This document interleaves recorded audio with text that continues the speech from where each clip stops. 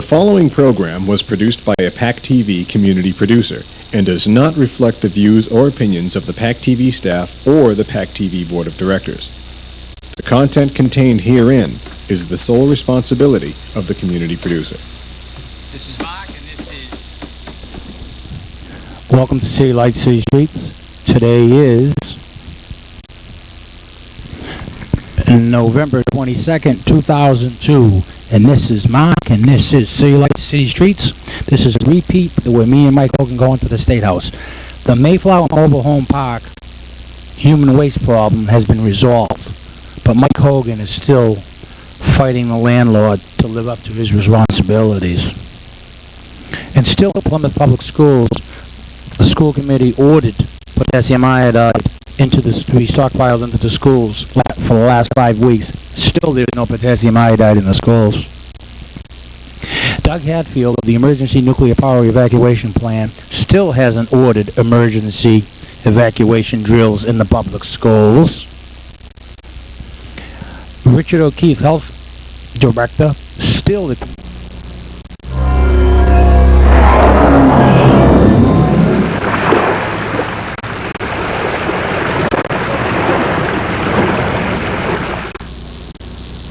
The following program was produced by a PAC TV community producer and does not reflect the views or opinions of the PAC TV staff or the PAC TV Board of Directors.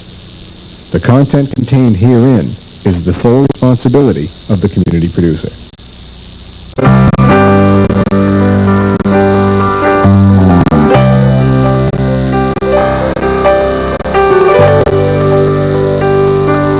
Give us your tire, and we will make them strong. Bring us your foreign song, and we will sing along. Leave us your broken dreams, we'll give them time to mend. There's still a lot of love living in the promised land. Welcome to America's Speak Out. You call us at 830-3971, and we got Mark Lord here and Mike Hogan. And to get right into it, you know, we want to talk about national issues or local issues, anything you want to talk about, man. Okay? I want to say hello to Tom and Jake at Plymouth House of Pizza. Hi, guys. Plymouth House of Pizza. Go down there and see Jake. And tell him Mark sent you. And tell him Mike sent you. And what about the monument being taken out of the court? Oh, we got a call already. Yeah. Oh, okay. Let's see if we get this right. Line 1 on the switch. Oh, we only ran once. Just testing us, huh? Okay. All right. Come on, call us back. The phones work, guys. We think we got the bugs worked out. So if you call, you might actually get to talk. Why don't you keep talking, Mike? Maybe they'll call under just to shut you up. Yep. Yeah. That's why I told Mark, everybody, you know, that when I first did my first show, I said, now's the chance. You want to shut me up, get your remotes ready, turn your TV to channel 13, and you can mute me. You can call us. Today is August 28th, 2003, in the 21st century. This will repeat tonight at 10 o'clock. You'll see so if you want to see it again, it's at 10 p.m. It'll repeat. And we got a caller, and no swearing allowed. We got caller ID. So, I do line 1, right? Yep. You're on the air. Caller. Hi. What's up? My name's Chris. I watch your show, usually the Thursday and Friday 2-hour ones. Yeah. I think you have a lot of interesting points to make. What's that?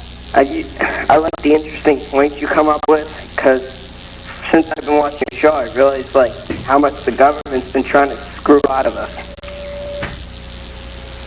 Well, we're having a problem. I want you to call back in about 5. No, he just got to change the volume. Gotta change the volume? Repeat that again, caller?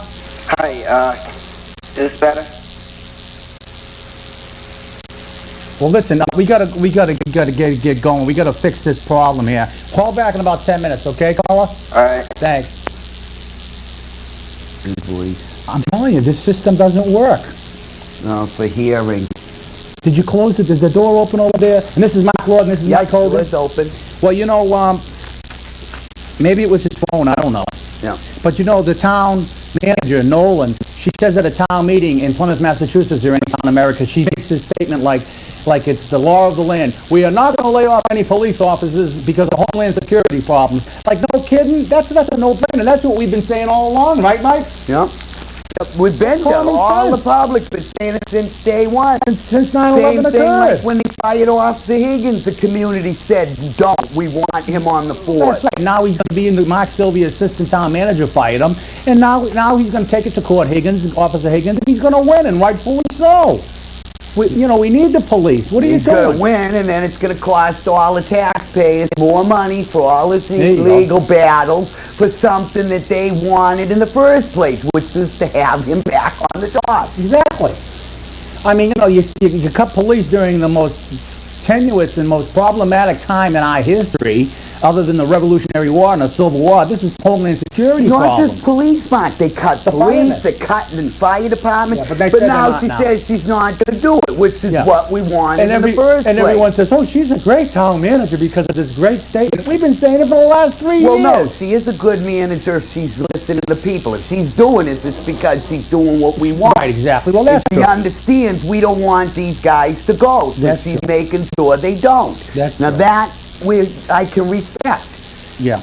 And you can call us on that number right there. We're live. Today is August 28th, I believe. August 28th, 2003. And Mars is close to the Earth. Like, you really give a freak about Mars being close to the Earth? They give that so much time. Shouldn't they be concerned about the people that are shooting each other in the cities and the suburbs over drugs? Yep. You know? Hey, Mark, I got one for you here. I picked up the paper the other day, the old Colony again. Oh, the old Colony Memorial, and it's like, you know what I mean? Still, our men and women are overseas dying to preserve their rights and freedom to make these papers for us to have the show for people who enjoy their time with their families.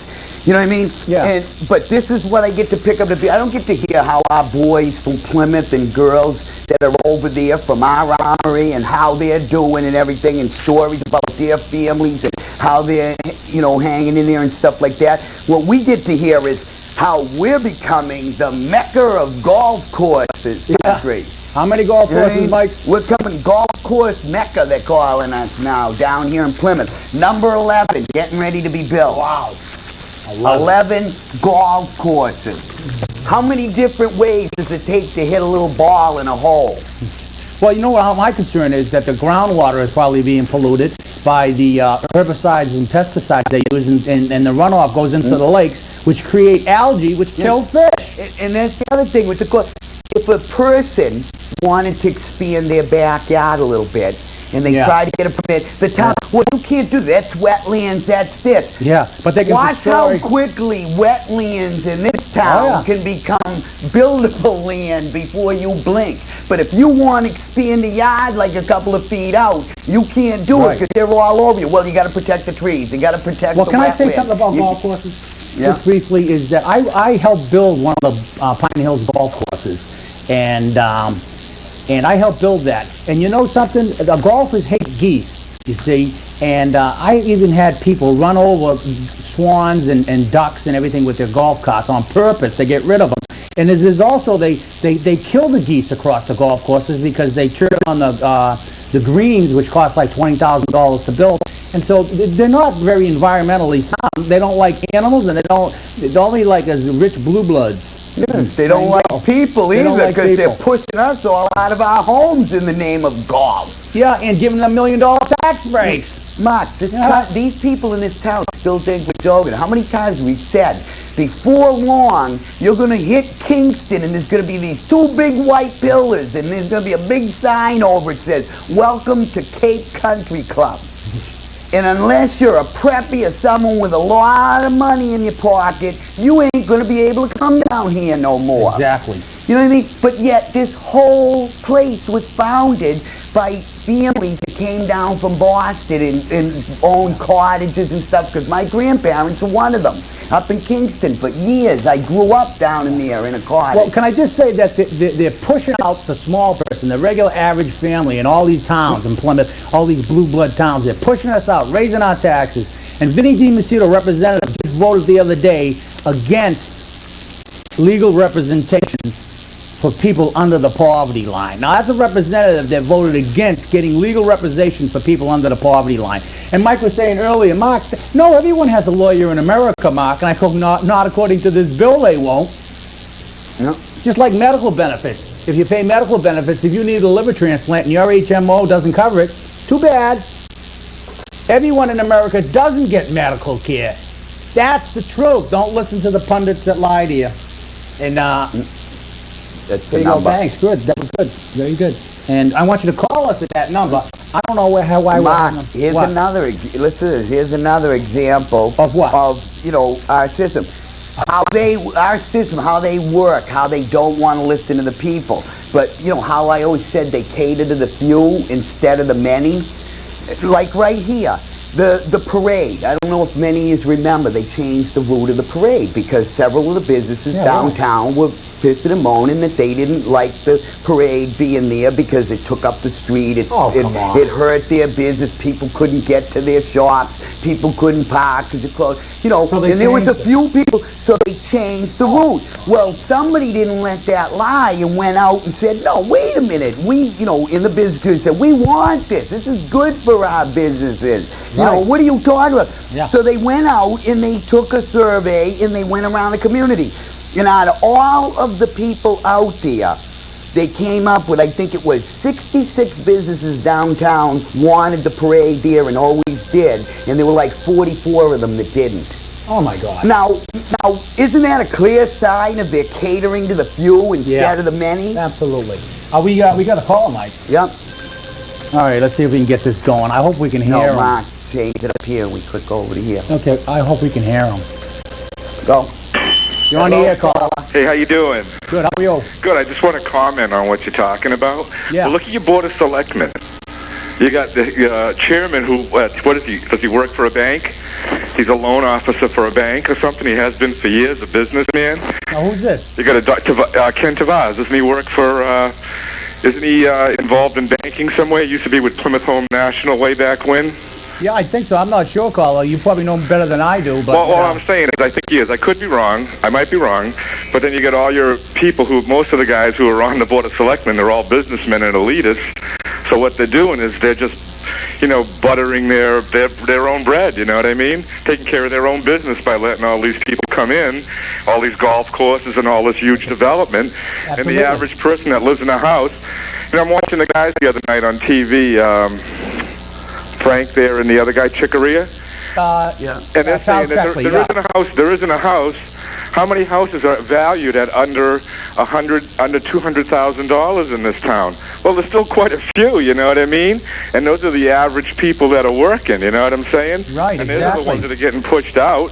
We're getting pushed out. That's the thing. The average person can't afford a house. I mean, if you look at your Board of Selectmen, they're all, one's a doctor, Dr. Rushford, you know what I mean? They're all business people, You should see his house.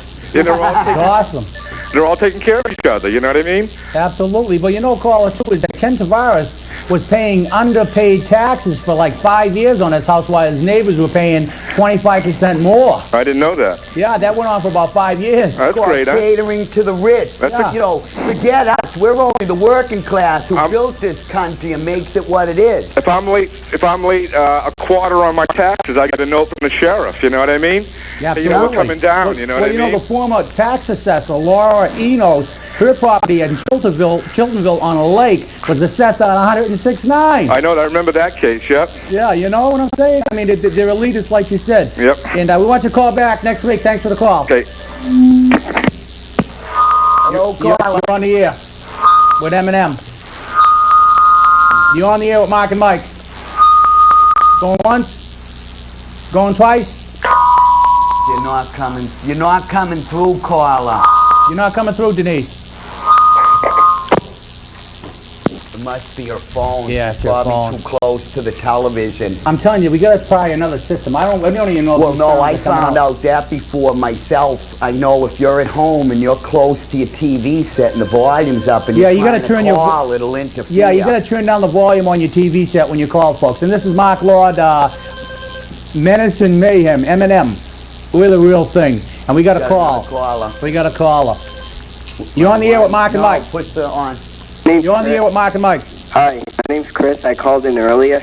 Oh, yeah, now we can hear you better, Kurt. Yeah, I agree with what you say. I've noticed over the past years it's become even more and more with the government and everyone catering more to big business. Yes, absolutely. So that's what government is, Kurt. It used to be for the people, but now it's for the Now it's politicians. against the people. They don't Yeah. listen to us anymore. Now it's for the people. I mean, now it's for the government, their associates, families, friends, relatives, and big business. Government is big and business. anyone they happen to be using at the time. Yeah, I mean, Abe Lincoln, I believe that he would actually have lost money when he wanted to free the slaves. He would have actually lost money for the country in doing so, but he still wanted to do it because he cared more about the people. Yeah. Listen, I don't know, Kurt, we're having a hard time with your call. He can come in. Is he coming in? But you want to call back next week? You're going to So, walk. Chris, Go ahead, go ahead. Repeat that again? Yeah, I think that it's like back when Abe Lincoln was president, he wanted to go out and try to free the slaves because he cared more about the people than making money off the slaves. Yeah, that's all the places. That's all they care about. They want to make money, profit, rather than caring for the people and helping them has become the main agenda of all the legal systems, the Congress, the Senate, Washington, Business, employment. big business, employment. They don't care about. We're just the slaves. Yeah. We're just the ones who actually do the work. There you go. All right, well. Thanks for the call, guy. Thanks, man. All right, bye. Call back next week. But listen, you know what the bottom line is, Mike, is that, like you said it all, we're the slaves. This has been going on for 5,000 years, folks. Yep. You know, royalty and government has always manipulated the system, driven a wedge between us all, make us hate our neighbors, overtax us so we have to be overworked. Mark, it's like I keep telling people, what are the main phrases you hear from government politicians? You know, divide and conquer. They've divided us against one another, and now our system is conquering us so the 20% can stay rich. You know what I mean? Yeah. Menace and mayhem. They cause chaos by allowing criminals to get loose on the street. So we haven't got time to go after our crooked, politicians. We're too busy trying to protect our families from the lunatics that are out on the street while our loved ones are probably in jail for child support. There you go. You know exactly. what I mean? They're busting up the system, getting us going at each other. So you're not paying attention to the important issues of what they're up to. That's why the drug wars are still going on. That's why it's They don't illegal. want them to stop. No, it's better to have, more people in jail, more money. The criminal system, the jail systems make more money. Everybody makes more money except the person. God forbid should you actually be able to live a decent life. Free life where you could actually think about things. Because then you'd really see what these guys are up to. You really could. If you took the billions of dollars that go overseas to help Iraq and put them into our society and our culture, we'd have good public transportation system. No, but they rather tell you that they're going into Iraq, so we have no way of proving that it actually did. Yeah. Did the money really go to help rebuild Iraq? Yeah, they where even is it said going? it themselves. Iraq is more wealthy than any country around. They don't need our money. I'm a wreck So of why are Iraq. our politicians still telling us we got to give it to them? Yeah, we'll give You know what I mean? No, they're Whose giving it to pocket us. is that money really going into? I don't think it's going to Iraq. Every time they say we got to rebuild the country, just like they said we had to give money to help, build when Kuwait got. But why? They're richer than us. The government, the president himself refused. That country, Saudi Arabia, offered to give every single soldier that came over and fought in that war for them $10,000 apiece. Now, these guys could have used that money. The president refused. He said it would make us mercenaries.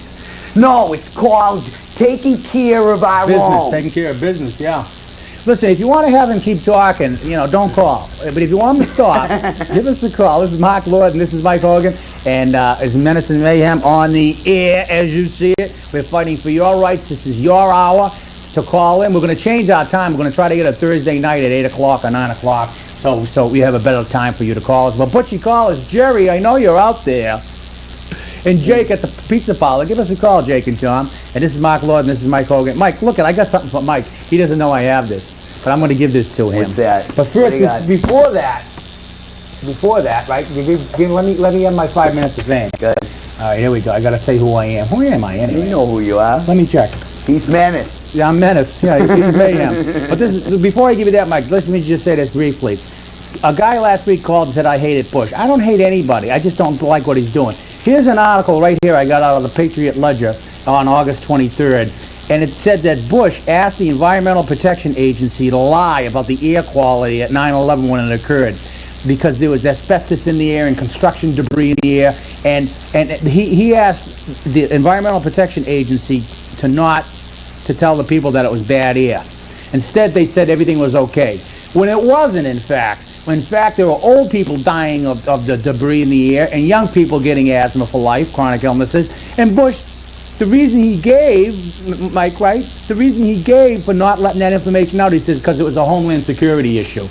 No, a Homeland Security issue is you tell the public that's polluted air and don't breathe it. But they save lives. That's how come they hide behind their choice by saying they lie. know better than us. They lie. Well, it was a home security issue. That's another way of saying we know better than you.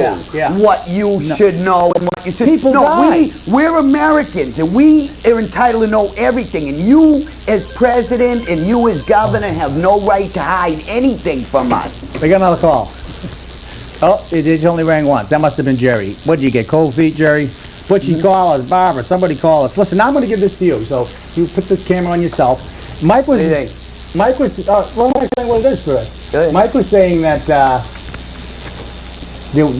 these are the people that died in the line of duty. And here's a list of them.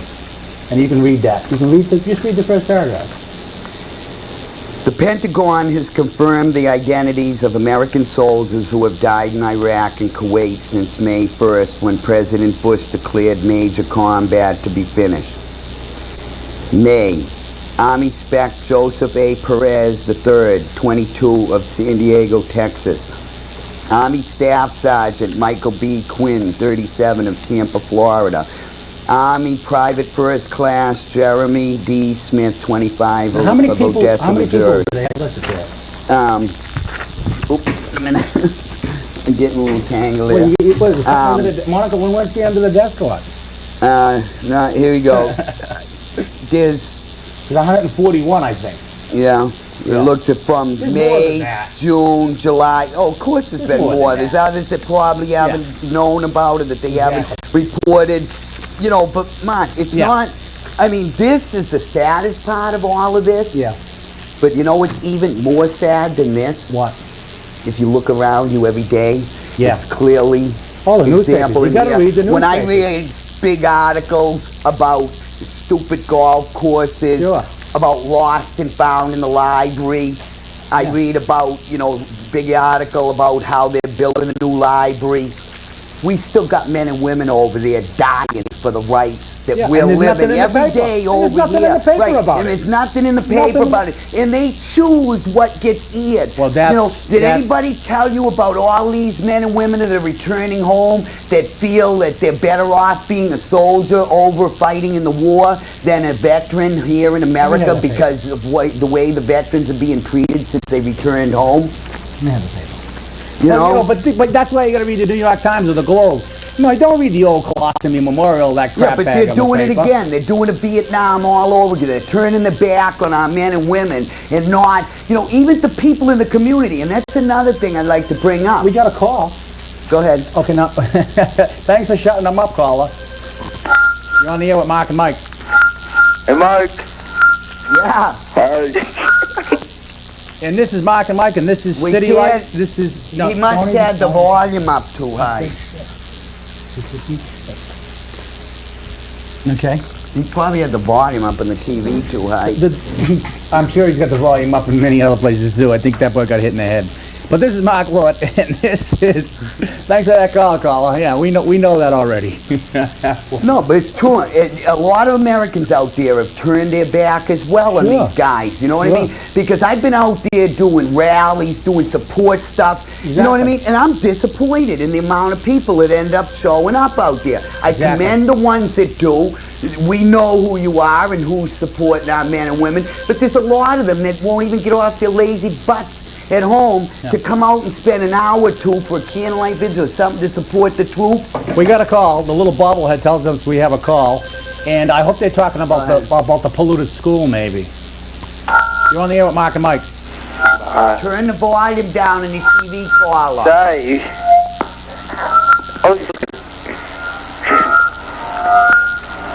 We can't hear you, caller. Hey, Mark. Yeah. How you doing? Good. How are you? Real good. Well, my sister's... I tried to get my sister and to help clean up the schools and stuff. She won't come with me.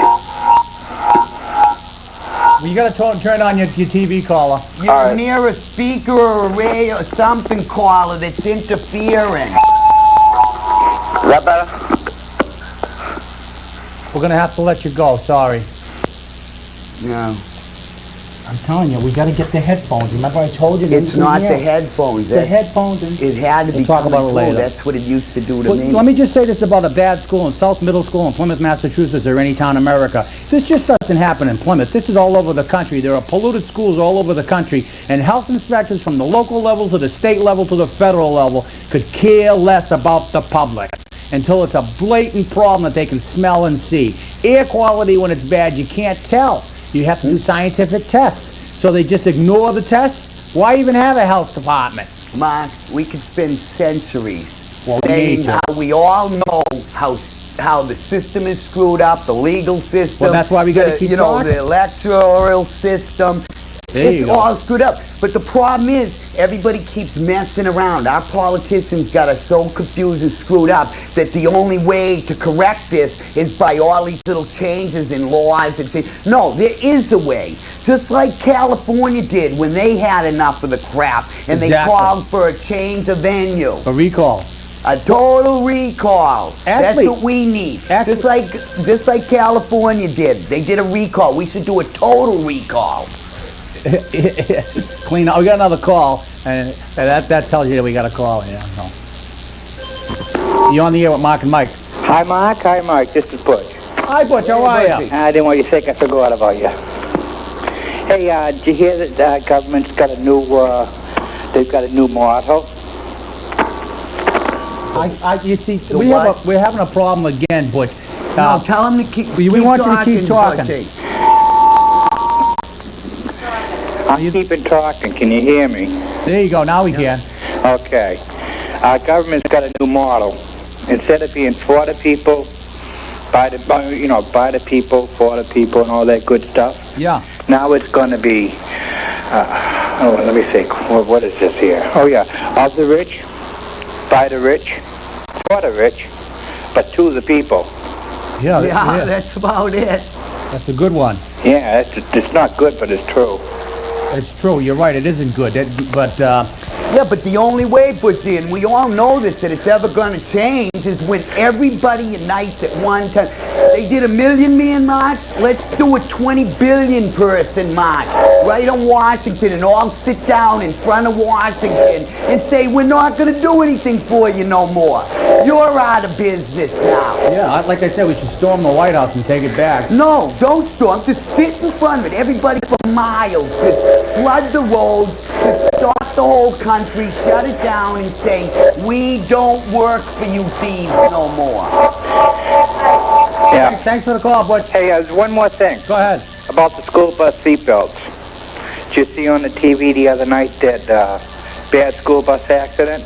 Really? What town do you know? I don't know what town. I don't even know if it's in Massachusetts, but they, it rolled over and everything. Yeah. So they're always tipping over all across America. And it was all kids that was hurt. Are you surprised?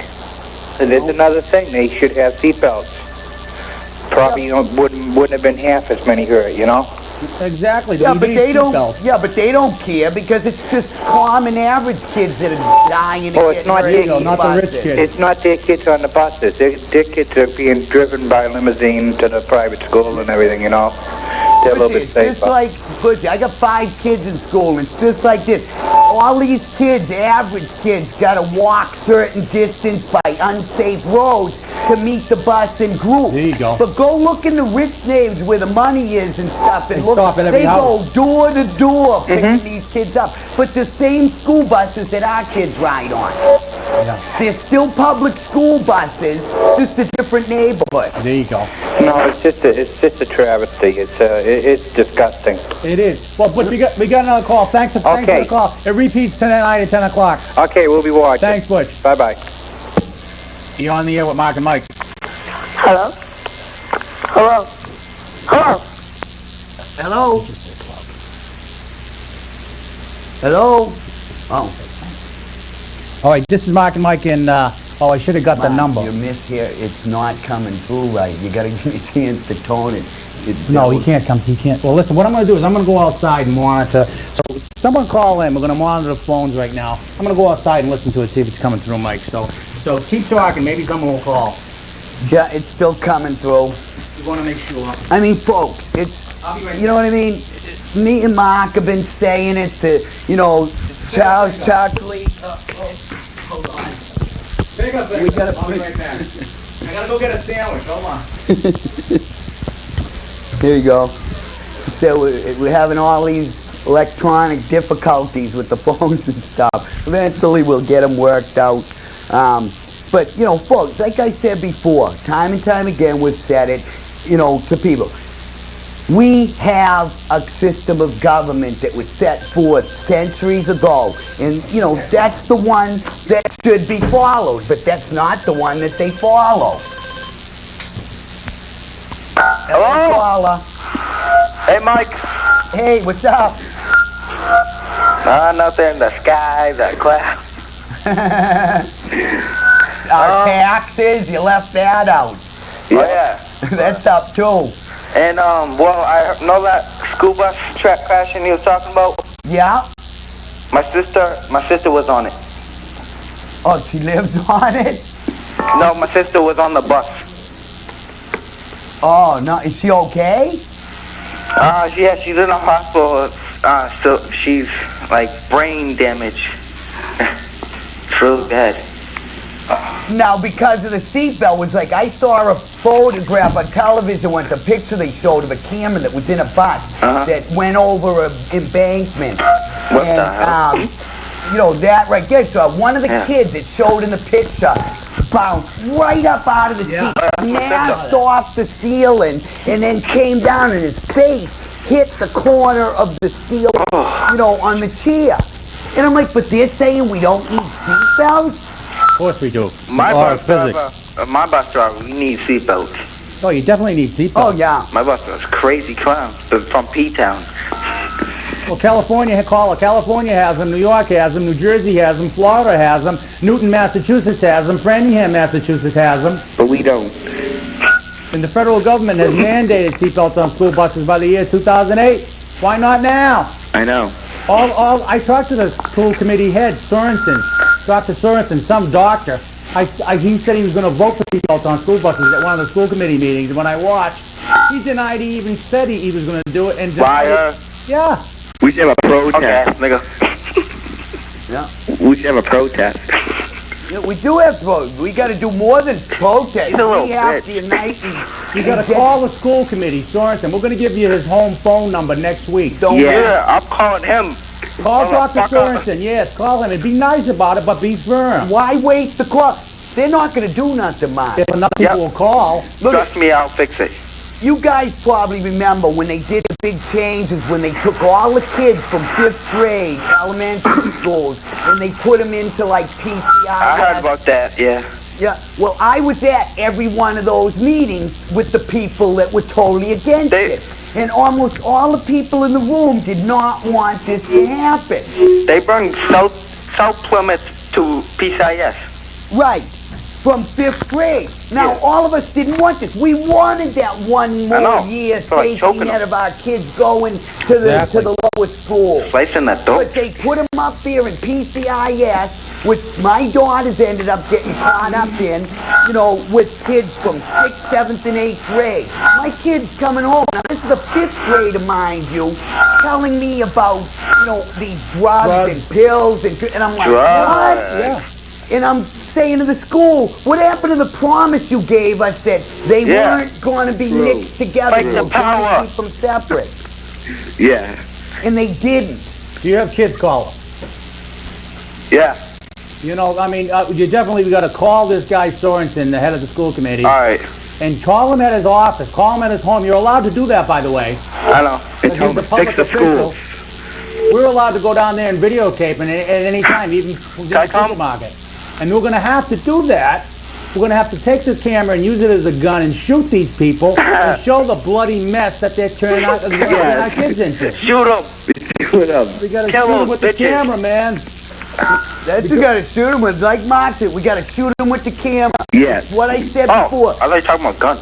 All your courthouses, all your public buildings, everywhere that school committees, judges, anyone meets belongs to the American public. And me and my we want to put together committees of groups of individuals, you know, with cameras to go sit in these places and videotape their actions to make sure they're doing right by us. We should be able to. Go ahead, caller. Thanks. See, even when you call it, even when you call it, he doesn't shut up. But that's a good thing. He's got a very good point there, you know. Yeah. We're going to go into the town hall and we're going to start shooting these people, the health inspector, and say to them, what the freak is going on with the elementary schools? What the fuck is going on? Huh? Yeah, why do they do that? But it's just, you know, caller, think about this one, okay? Basically, here's billions of people, right, who represent America, the working class individuals. And everything we own is being taken away from by the we say so of America. Exactly. Why? Because they say so. I don't give a damn what they say. I say, this is America, I am an American, you're an American, he's an American. We want our country back. Freedom of speech. Freedom of speech, freedom to live, freedom to work without persecution or losing his job because some Hitler-type employer doesn't like the way you look. All right. Well, great, guys, thanks. You got another call. Thank you, Mark. We love you. We love you, too. Thanks, Ed. Write me in, American candidate. I cannot be bought. Yep. Go ahead, caller. You're on the air. Oh, no, they left too, huh? You're on the air, caller. No one online. No one online. It's out. There you go. Well, you know, that's basically what you were saying is the truth, Mike, you know, is that, you know, we as Americans have to stand together. And you got to speak up. You can't be afraid anymore. We got another call. No, but that's the thing, like, we go out every day. You're on the air with Mark and Mike. Hey, I want to tell you guys, Dr. Sorensen, he's actually my psychologist. What's that? Dr. Sorensen, he's actually my psychologist.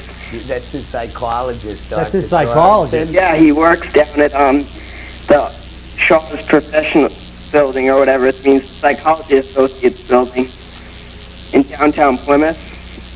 I know where that is, in downtown Plymouth. Yeah, downtown Plymouth. Yeah. Why don't you call him, and when you're talking to him as a psychologist, as patient caller, why don't you just say to him, you know something, why don't you just tell the bus company to get seatbelts on school buses? That's all they have to do. The bus company manager even told me that.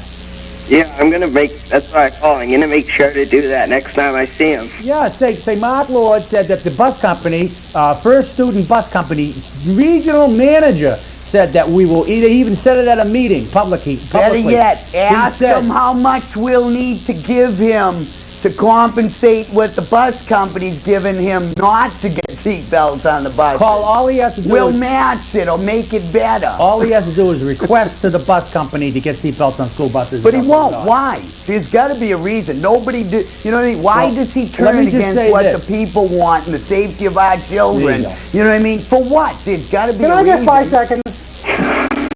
I'll give you 15 more minutes of that. The thing is this, caller. Tina, what? The thing is this, is that all he has to do is simply request it of the bus company. And you know, when a child does die on a bus because it flips over, or a bunch of them die, you know something? This town is going to be sued for $50 million, and I'll be right there helping them sue them. That's great. That's really nice, Mark. Yeah, because, you know, the kids are the most important resources we have. Me and Mike we're over the hill, but we're there for you. At any time you need us, call us. And thanks for the call, caller. Hey, hold on. And that's basically, you just brought up a good point, Mark, that I want to get across. Thanks to for the people call, that Paul. they need to remember something too. There's an incident going on because there were like 9 people sued the town because of that 3A expansion that they did, and they took certain properties by eminent domain, you know, at a small price, you know what I mean? But the businesses suffered a lot of loss, everything, which most of them ate it, you know, but a lot of these few businesses that are suing, what the public don't understand is when they hired the guys that did the work, they did damage to these people's homes and businesses. They're not suing the town because they want to hurt the taxpayers, you know what I mean? But they have the right to do this. They're trying to recover damages for wrongs that were done to their property. Exactly. Well, don't get mad at them. Get mad at the town for not paying attention to who the company that they hired and making sure the company was doing it right. And if that's the case, then the town should be suing the company for damages. If we could get mad at anybody, you gotta get mad at the selectmen for raising the taxes of the homeowner because of this problem. You gotta get mad at them. They need to raise it some other way. That's ridiculous. We got 2 calls. You ready? You're on the air with Mark and Mike. Hello, Mark? Yeah, hi, how are you? Doing good. About the schools in PCIS and South? Yeah. There is a house getting too crowded with all the kids.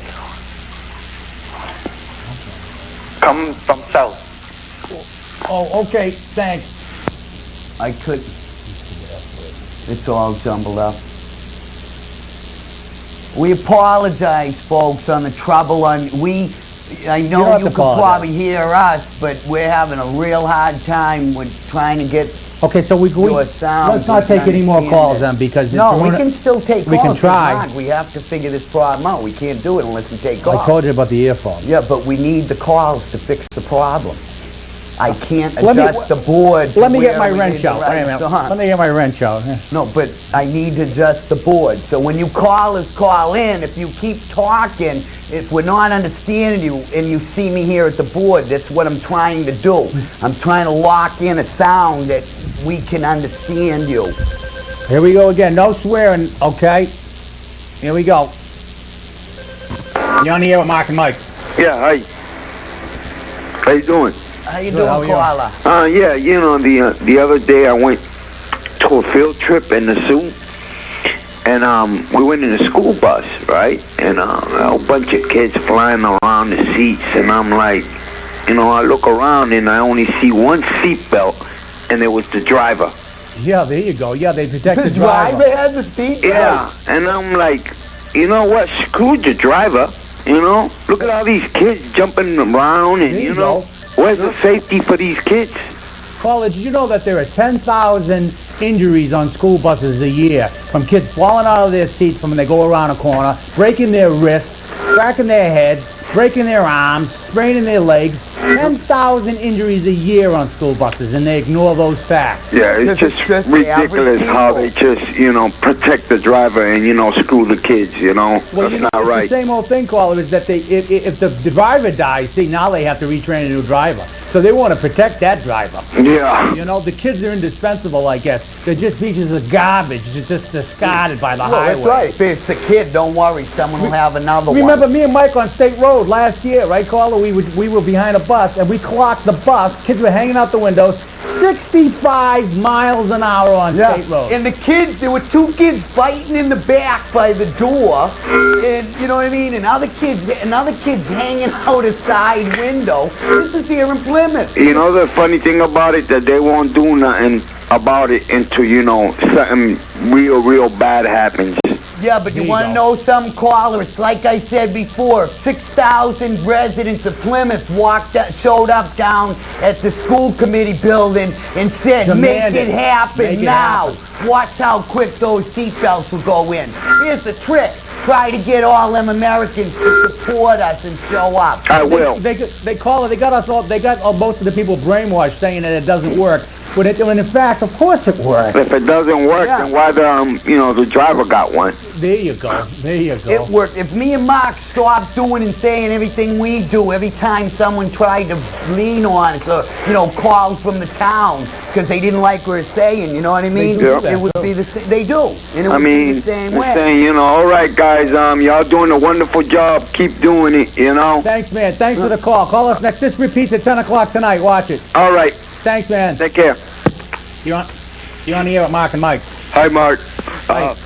I went on the school bus like 4 days ago for a field trip with my son in preschool. And we were like going over bumps, and they were flying all over the seats. One kid hit his head on the metal bar when he fell down on the floor. There you go. All the bus. Well, you young people, it's your lives that they're screwing with, man. Yeah. And we're trying to fight for your rights. You need to do some good, too. Tell your teachers. Get a petition going. Demand sheets out there. Apart when she was driving. You know what you do? You get everybody in the school going to the auditorium and sit down. Exactly. And don't move until there's seatbelts. That's what we did when we were younger. I'm not getting on the bus and walking to the school we stormed the principal's office and took it over. Yeah. I'm walking to the school rest of the year.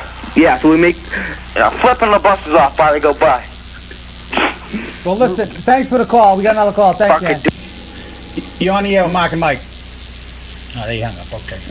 Yeah, but that's one of the That's what they have to do. The kids have to take it in their own hands. See, people, you don't understand. Crusade, man. But it's what I've been saying and you've been saying, which is telling the people, until we come together in common, goal and bounds to take care, or grounds to take care of this problem, and I mean, getting together, like when they did the Million Man March, they had it.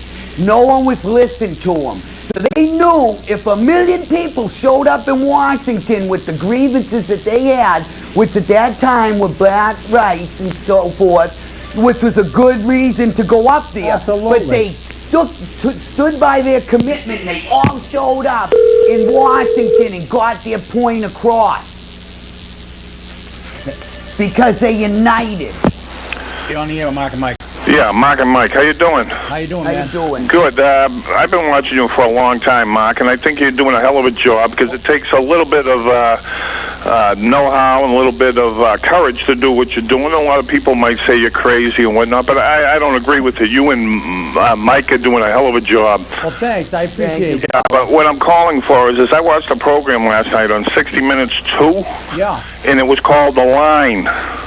And it was in reference to almost 1,000 people waiting in line to get food. And this is on a weekly basis. And this is in America? Yeah, this is in America. This is in Ohio. I watched it on 60 Minutes too. And I understand why you people, and I don't want to be known because, you know what? Because I'm smart, just like you guys, but let me tell you something. No, you're very smart, Carl. Don't put yourself down. That's what happens. They make you think you're stupid, man. You're not, but go ahead. Yeah, but you know what it is the people that have the courage come out and speak, and if you don't have the courage, you don't speak, you're going to get run over. What I'm trying to say is I watched 60 Minutes too, and it's called The Line, and it was in Ohio, and it's on a weekly basis where people waiting in line to get food. And I'm talking about people that are working 40-hour weeks. Their husbands are firemen. They have very reputable jobs and everything, but they can't make ends meet. Now we're talking about America. This is America. Where there's plenty of food. You see, that's where they tell you. They say there's plenty of food. Like you talk to a representative or something. Oh, everyone's just taken care of, caller. No, they don't, and that's a perfect example. But it's like the other thing. They start with programs. They say they want affordable housing. Right. You know what I mean? Right. Which is supposed to offer people at our low class of life homes at rates based on what we make. And they shut it down in Plymouth. Yeah. Right. Where do you see Where's that? the affordable homes? Nowhere. Where's the affordable? Plymouth don't have it. Plymouth, with all the land that they hold in trust, that they're holding on to, you know what I mean? They've given up one little piece of property up on South Meadow Road they own for a habitat home. One. Right. But there's but what I'm trying to get at is it's scary to know that this country is selling themselves out by giving jobs overseas. Yeah. Billions of dollars overseas. Billions of jobs. And then, you know, someday this is going to come back to kick us in the butt. It already is. But what I'm trying to say is that this country, you're trying to tell me we can't feed our people? Exactly, I don't think so. I say take the billions of dollars that are going overseas and bring them back to the Americas to feed our people, to shelter our people, to give them jobs. None of this baloney. We promise you jobs. Create jobs. Who are we bullshitting? Take care of, let's clean up our own backyard before we go over and try. We did it in Vietnam. It didn't work. We're trying to do it over here and over in Iraq. We got to sooner or later learn our lesson that take care of our business before we go over and try and prove something to somebody else. We have to do it in our own backyard. We're phonies. Well, this country's full of crap with the politicians because what they're doing is they're trying to do something that they can't handle, and our own people are. I'm talking about kids. Yeah, we're sick and tired of it. Well, I'm glad you called, caller. Yeah, but I'm not. And listen, keep watching the show and keep calling and keep digging and keep watching those news stories and call next week and let us know. This repeats 10 o'clock tonight. Thanks, caller. Okay, over. It's like he said, you know what I mean? Yeah. Here they do, everything they do, it's on their own agenda. But like he said about the money, they're taking all this money. How do you know they're sending it overseas? Yeah. Just like Iraq, we got to send money to a country that's got more than us in oil and assets. I'm a wreck about They Iraq. have enough assets of their own to rebuild their own country. So is our tax money really rebuilding their country, or is it rebuilding some, congressman or some president's portfolio, or whatever you call it? Mike doesn't hear the bell ringing on the phone. I got to bobble his head. Ding, ding, ding. We got a caller. You're on the air. Time out of the ring. You're on the air with Mark and Mike. Hi, Mike. This is Michael Cadet. I'm a 7th grader, and I went Tony McGrath. we went on a field trip to Camp Borndale like 2 weeks ago, and the bus drivers, they have all these seatbelts and airbags, and we were just sitting in the back, like getting tossed around. Because we had to go through dirt roads. Yeah, you bump all over the place. Yeah, the bitch can't even drive. She's a fucking whore. You could bounce up and hit your head and be brain dead, man. It'll happen. I know it will. She'll be brain dead next time. All right, well, thanks for the call. But no more calls. No more calls. We got. Well, no, we do. You like the calls. He likes the calls. I like the cause. I want to hear it. To speak out America. I want them to speak out. But, I want our politicians to hear that it's not just us that feels this way. Young people feel this way. Young people, old people. No, you know I'm how glad young to see people young people. feel? Young people feel they got nothing to look forward to, Mark. Young people feel that this country is gone to hell in a handbag, that none of us, that they have no future. You know what I mean? Well, listen, let me just say this. It's the young people, it's the Children's Crusade, it's the young people that have to go to school and sit in the auditorium and say, we're not moving until we get our rights back. Mark, let me ask you a question. How much did they say that lawsuit was going to cost? Was it $400,000 that they settled on that lawsuit, right? Right. Plus, we have other bills, our policemen and our firemen, they're not going to let them go, but originally they were making it a big issue as though they were, because they didn't have the money to afford them. I couldn't find the article, but in Old Colony Memorial there's an article of an expansion being done to the library. I think it was in the Speak Out. $600,000 is being spent to put a new addition on, or a new library in Manomet. Well, I use that library, and I agree with them. I think they should have a library. Knowledge is power. They got one. That one, I've been up there, Mark, and that library does not get the kind of usage. Most people prefer to go to Plymouth. Manomet gets some usage. Putting $600,000 into that library is not going to bring more people out to it. It's not going to help it in the least. Okay, because I like to read books and I like to go to my library. And I can't see spending that money right now when we need money. They're talking about laying off teachers. They're talking about taking money from the school. Don't we need to concentrate on their education? Larry Favor, who actually donated $112 112 acres to the town of To the Plymouth. town of Plymouth. Larry not Faber. to a program that would do Not good for by it. Habitat for Humanity. But anyway, he had a good idea. He said close down some of the schools that really aren't working, operating properly, and the old fire station and stuff. He says you could save millions of dollars. I mean, Larry Faber, I mean, he's a brilliant man, but I still don't understand why he didn't give that 110 acres to Habitat for Humanity. Here we live in a town and a community He has could've not, built- has not met the standards, Mark. He could have built for 300 affordable- homes. Right, but 300 this single town dwelling has homes he not could've built. met their obligation for affordable housing. No, they haven't. They're way grossly below Well, you it. know, too, Mike, is that you don't go building 5-story buildings. You build one Home shelter at a time, unit. but they one don't want home at them a much. They time. don't want affordable Don't- housing because they don't want us Well, wait a here. minute, well, you know, the thing is, too, they say Didn't affordable your housing. Didn't your friend Rick Snell just lose his home? Or is it He's he gonna lose losing? his home, yeah, because of taxes. Because of taxes. I just lost 5 of my good friends that moved to Florida out of state Yeah. and had to sell homes. Yeah. 2 of these gentlemen were lifelong residents of this town.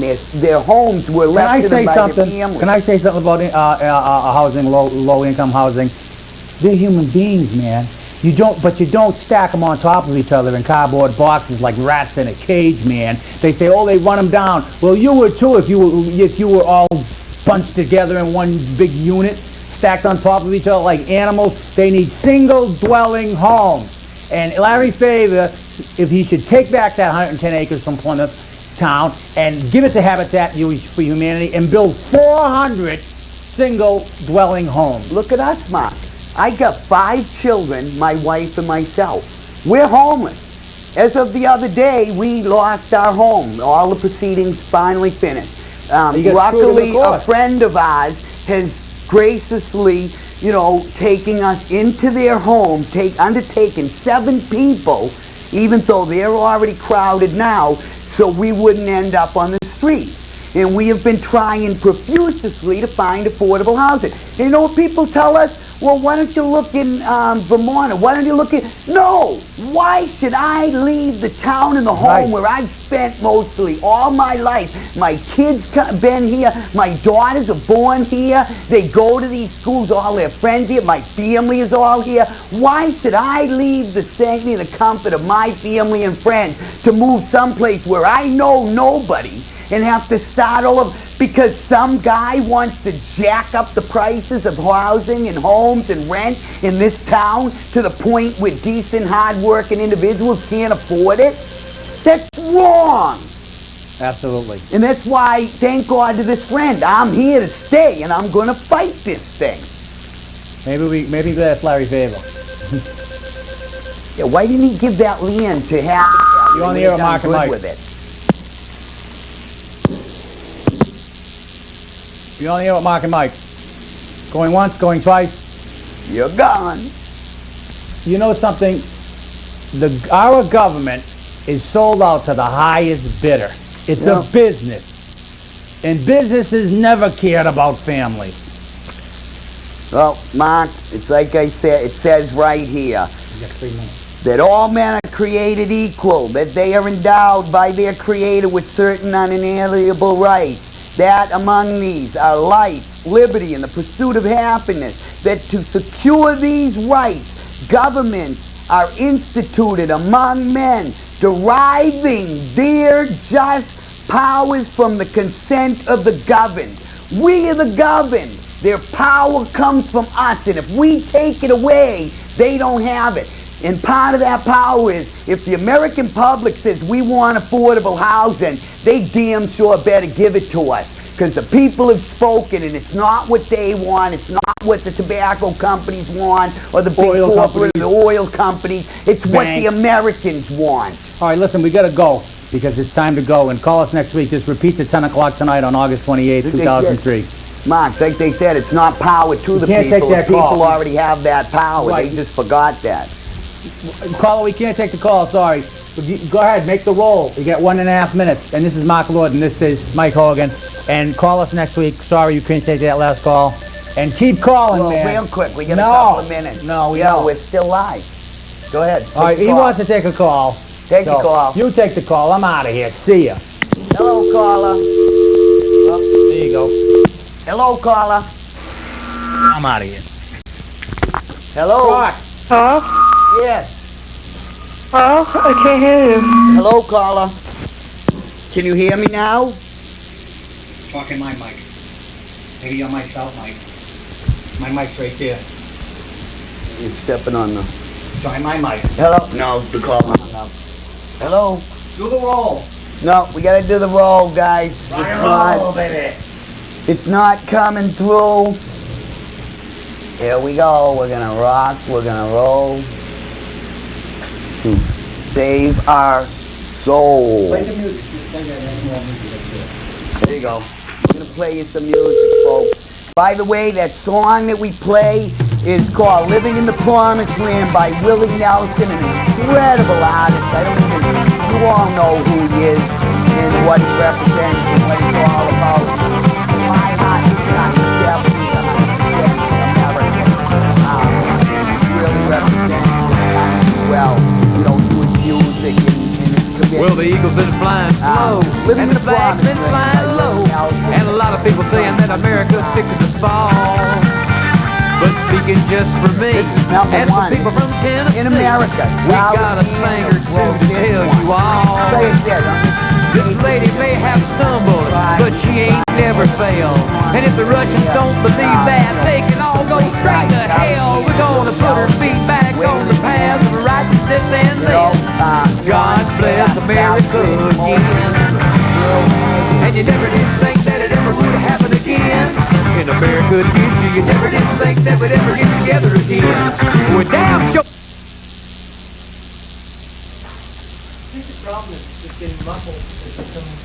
It's just them.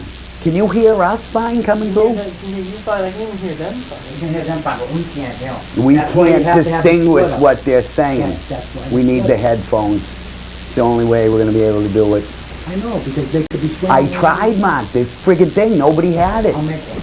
No, you can't really make it. Can't? He'll have one for me. It should be.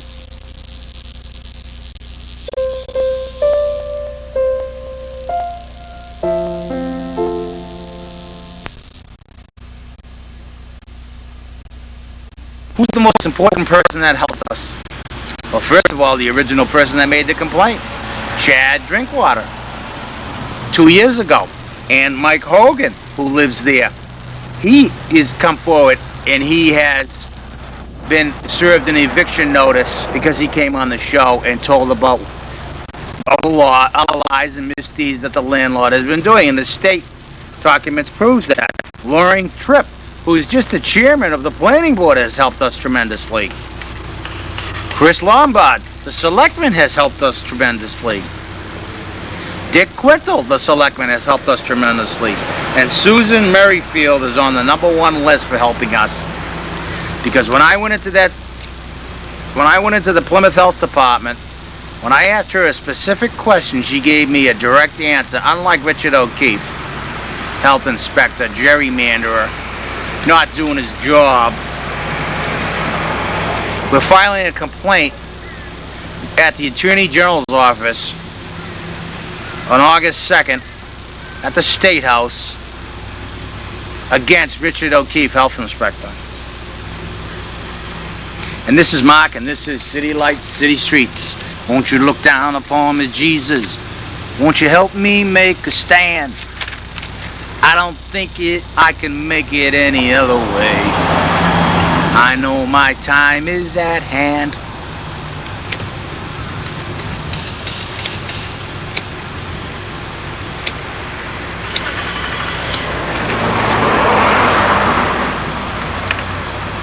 Oh, I seen fire and I seen rain.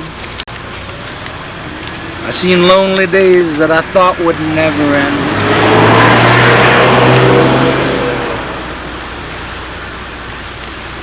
I mean, Vinny DiMacedo means good, but he's misinformed. He's misinformed. He's misinformed, and he needs to come on the show and tell me how he isn't misinformed. He's uneducated. He doesn't know the issues. He said Ed Curry was the one that licensed trailer parks in the state of Massachusetts. Ed Curry works for the state, and he lives in Plymouth, Massachusetts, and he doesn't license trailer parks in the state of Massachusetts. The Plymouth Public Health Department does, Vinny. That's for your future knowledge, okay?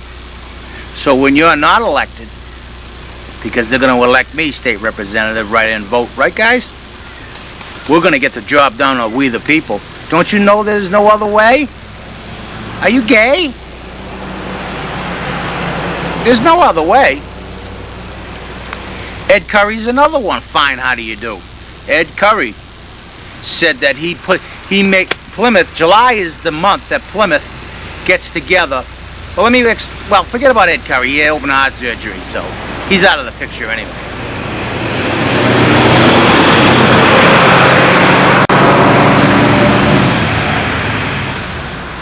I'm not going to knock somebody that didn't do their job. He just had open heart surgery. God, I wouldn't want him to have another heart attack and have to rip out his heart. I wouldn't feel too good about that. So we're going to leave that part out. But he didn't do his job. He's going to send us complaint forms, yeah. You know what, Ed Curry? We're getting him at the State House on August 2nd today. We've already been in there. And that'll air Monday night, August, let's see, Friday, August 5th. So you watch that at 10 o'clock, August 5th. We're going in there to get the complaint forms. Chris Lombard, I didn't receive any letters or anything. We're going to go into the State House and get all the complaint forms there. We don't trust the postal system. We don't trust local officials.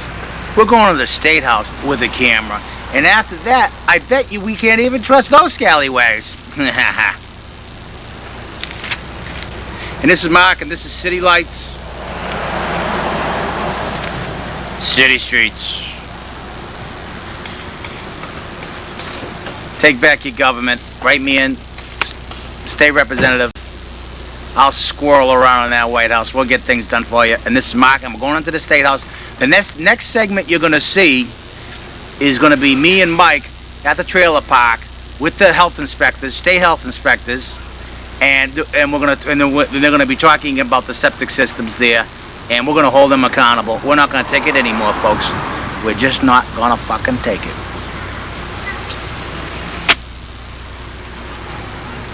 Hi, how are you? Good.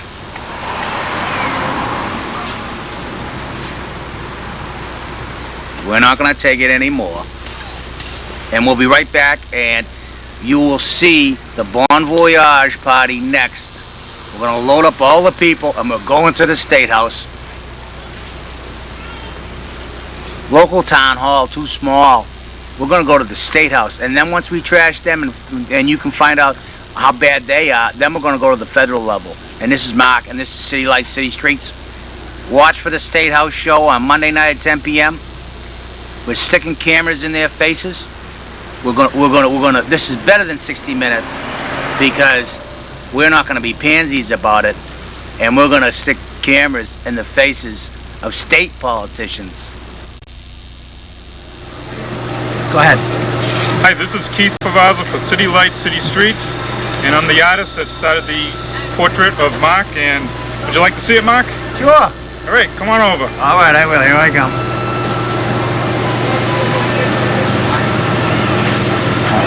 Hi, Keith. How are you? Good. How you doing? This is Keith. We got Keith Pavazza. Yes, it is. And I wish I had your card, but what phone number should they contact you at?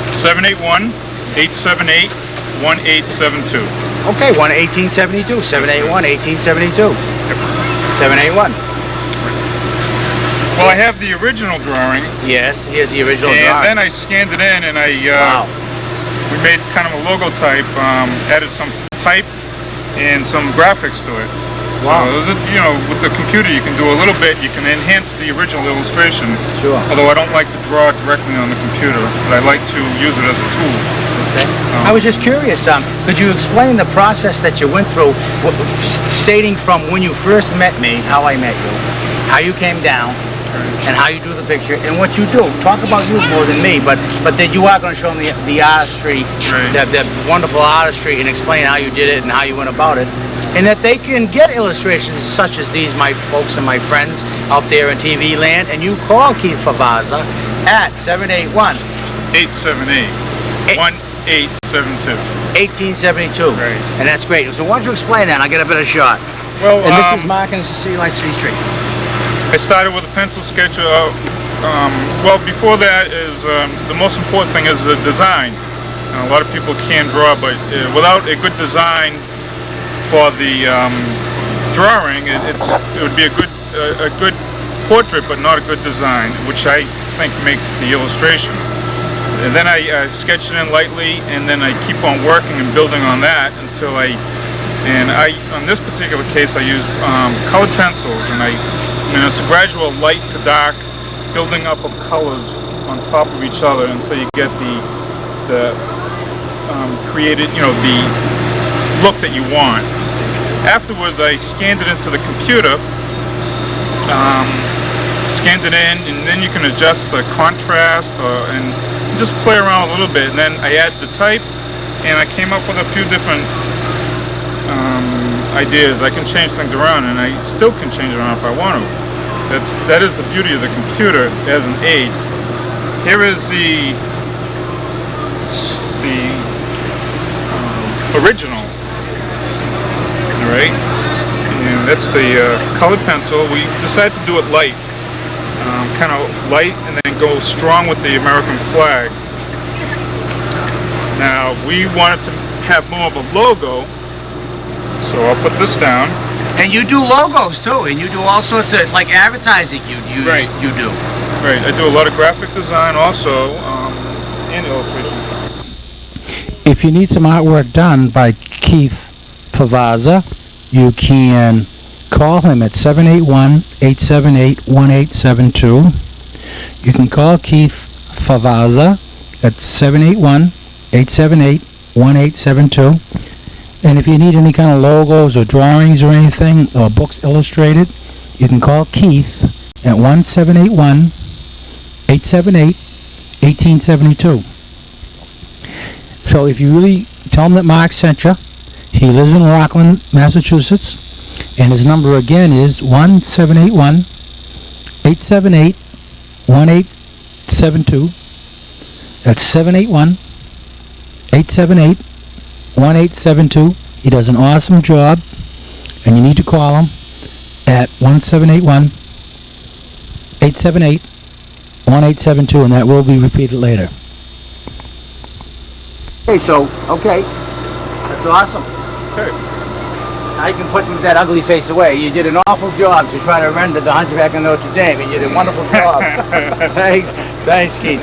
So, Keith, what is in your future? Your future is designing for books, if there's artisans out there. My future, my ideal future, my ideal scenario would be to illustrate children's books in a nice studio, just overlooking the ocean, like here. Like here.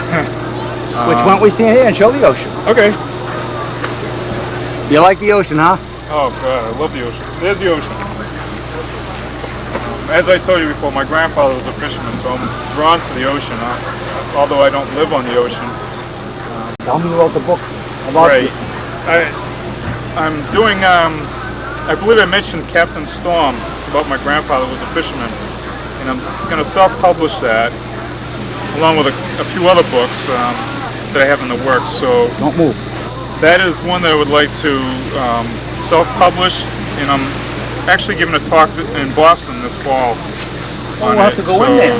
About self-publishing in children's books? No, it's about the particular book called Captain Storm. Oh. Yeah, so Captain Storm. A group of people are going to meet and we're going to talk about it. So I always like to have something going. Me and this author have a book called Inside the Painted Box about a Guatemalan girl. Did you bring that picture?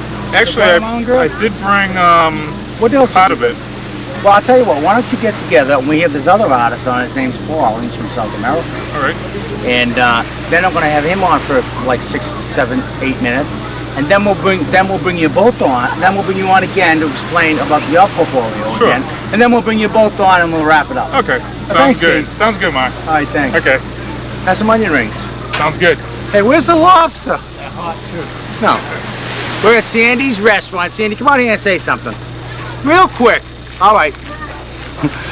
Okay, come on. Real quick. Say hi. Hi, Mark. Hi, Sandy. Thanks for the onion rings. You like them? Yeah. How about some hot dogs? You want it? Yeah, 3 hot dogs. Always looking for a freebie. Hey, sorry I fell asleep on you the other night. Well, you're gonna get some hot I dogs. didn't figure that one out. Yeah. Okay, hold on. Hi, Paul. Okay. Oh, that's okay. Okay? Okay, yep, you're right on the ball, Paul. All right. Don't worry about me and Keith are in La La Land right now. We're taking Olympic games in gold palaces, which will happen. It could. You never can tell. You never can tell. Let me know when I'm on.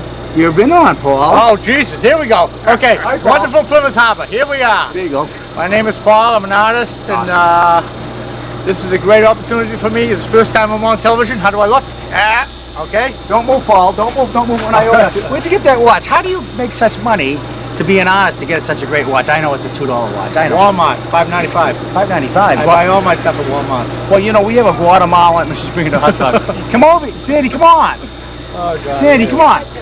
This is Sandy. Mark, I'm sick of Stand right supporting you between all us. these Look, come here, I'm in the middle.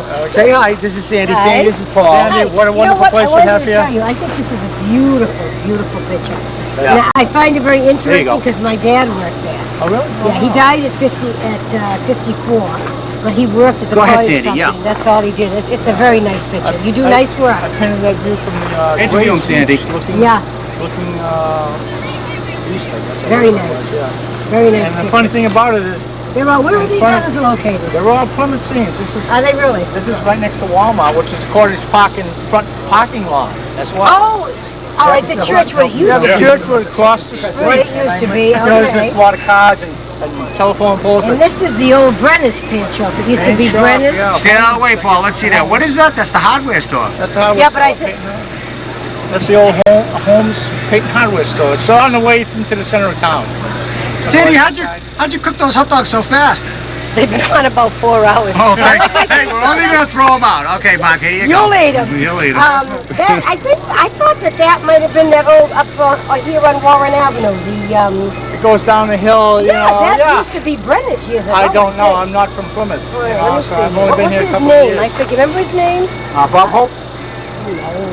What was his name? Jack Benny? No. No, it's Andy. Mark, help What? me. Whoa, what? It wasn't Brenner's, it was,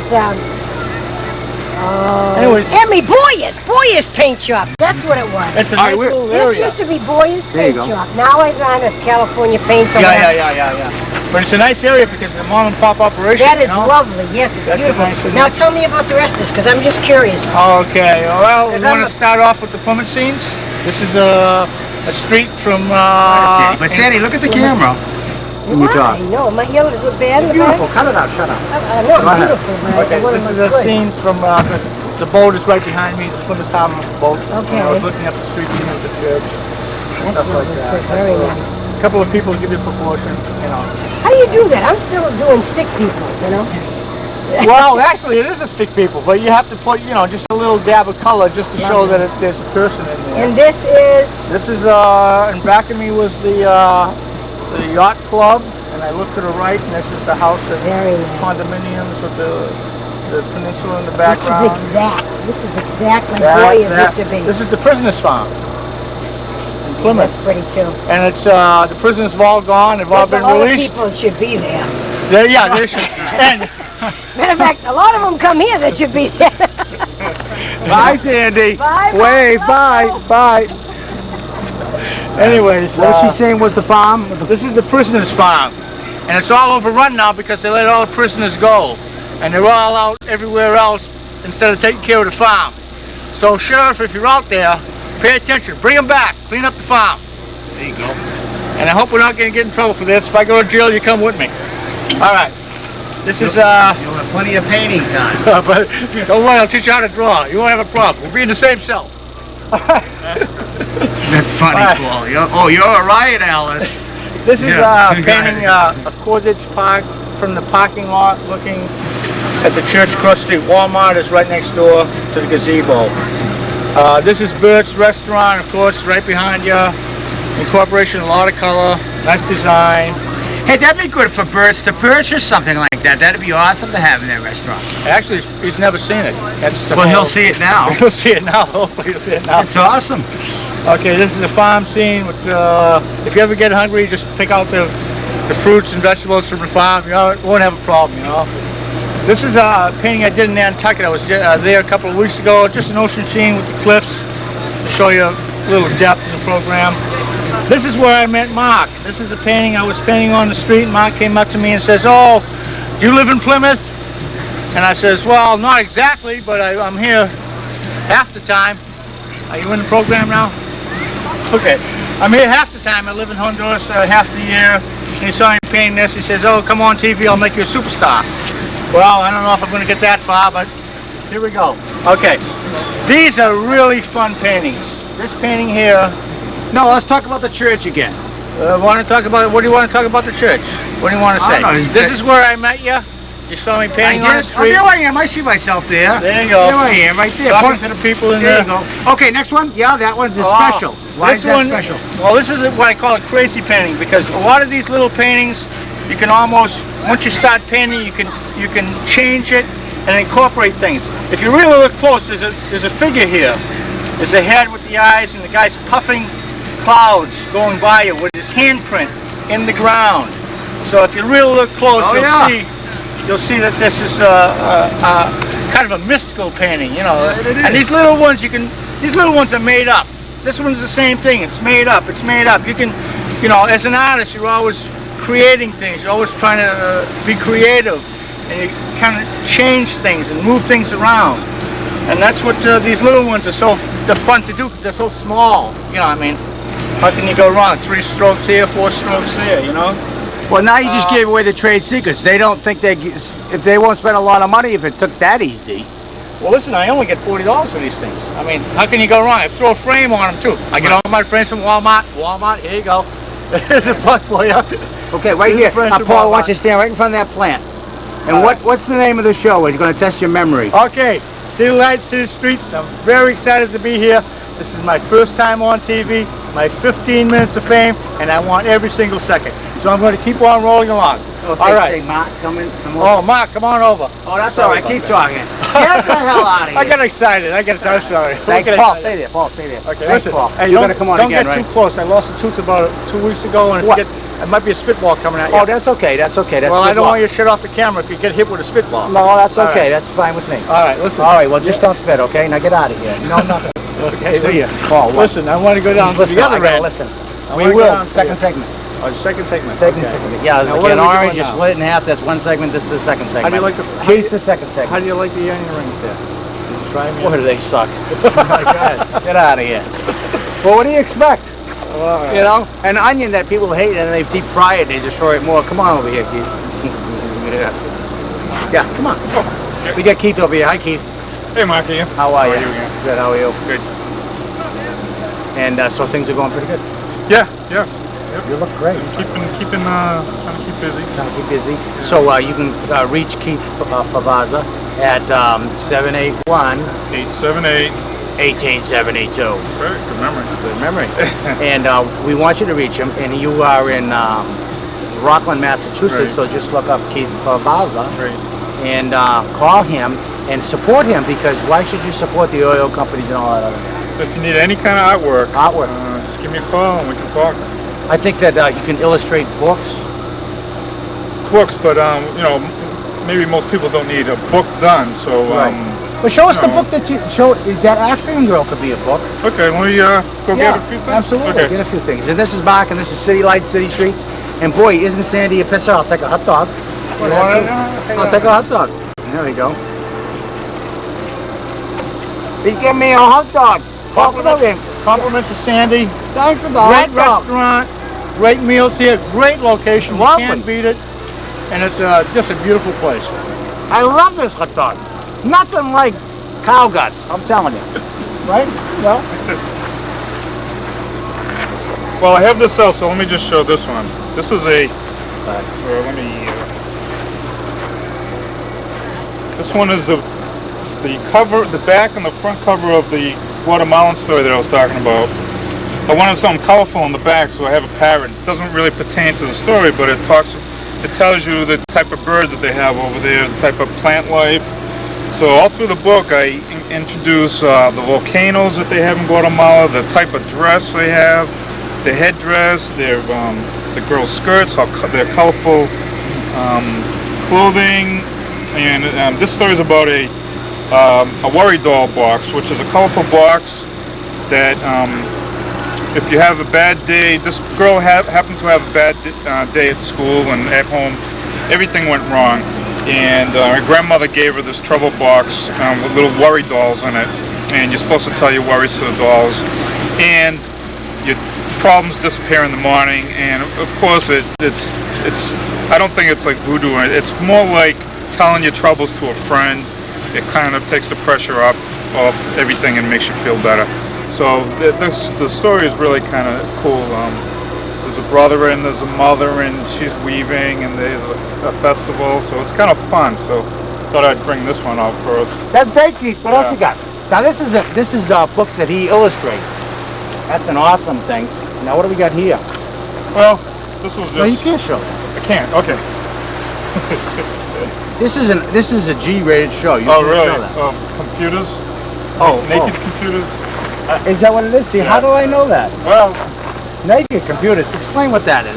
Well, this was what I do when I work for companies. If you need any kind of illustrations, this is kind of a dry subject: science, technology. So they wanted to put some fun into it. So I had these little computer guys, and they were all throughout the whole thing. They're doing fun stuff. It doesn't have anything to do with the inside, which was kind of good. That I didn't have to read the text and have it fit on the. It was just I was let loose wildly in this and just. Wait a minute, hold on. Keith, close that up for a minute. Let me close that. Close it. All right. Let me have this right here. Keith, come over here closer, real closer. There we go. Yes. Keith, so what you're telling me is that this is an industrial handbook for something, but you did it like with cartoons. Cartoons, right. So people would read the darn thing, right? Exactly. Is this important medicine? Is this important information? It is, and if it didn't, nuclear medicine. Right. What is that? I mean, I don't know too much about radiation. I did this. I've done this brochure every year for many years. They have it once a year. They stopped doing it for one reason or other, but I did it for like 7 years in a row, and I think it made the people open it up and look at it.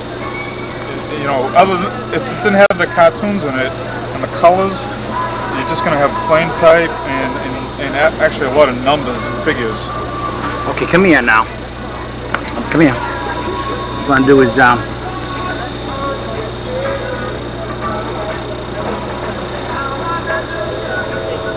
so basically, Keith, what you've done with this, you talk right here, right? It's a frozen frame. Okay. What you've done here is that you've created an industrial manual on how to treat cancers. Is that what that is, or nuclear medicine? Nuclear medicine. I'm not really too informed on what it is. Okay, so my job was just to make it fun. To make it fun. So you can get mundane information and make it so for people to read. Right. Well, that's another job of an artist. To convey is to convey a message, and we want people to look at our stuff. Yeah, and by taking something like some bright, colorful, Well, that'd be good to do like pamphlets for industrial waste and how to deal with it, but you put cartoons in there so people will actually read. Well, it would have to, be tastefully done and kind of go with it, It would depend on what it is, I think. Now, you're gonna let's show the African girl one more time. All right. And this is Mark, and this is City Lights, City Streets, and we're here with Keith and Pavaza, and he's an artist. And tell us about that, Keith. Well, this is just a portrait that I wanted to do. I felt at one point that I wasn't getting enough ethnic, multicultural drawings in my portfolio, so I started doing a lot of different things. And this girl being one, and I've added, Asian people and... Yeah, go back about another 7 inches. Keep that on there for a minute. Yep. Go back 7 inches with your body. There you go, that's good right there. Okay, now keep that on there. Talk a little bit more about that, please. All right, well, as we were talking, the the idea of an artist is to have people look at their subject. Well, color and, mostly color for this one, and the colorful headdress and the flowing. As I talked about before, the design of the whole thing. Right. I don't like to have my drawings stagnant. Right.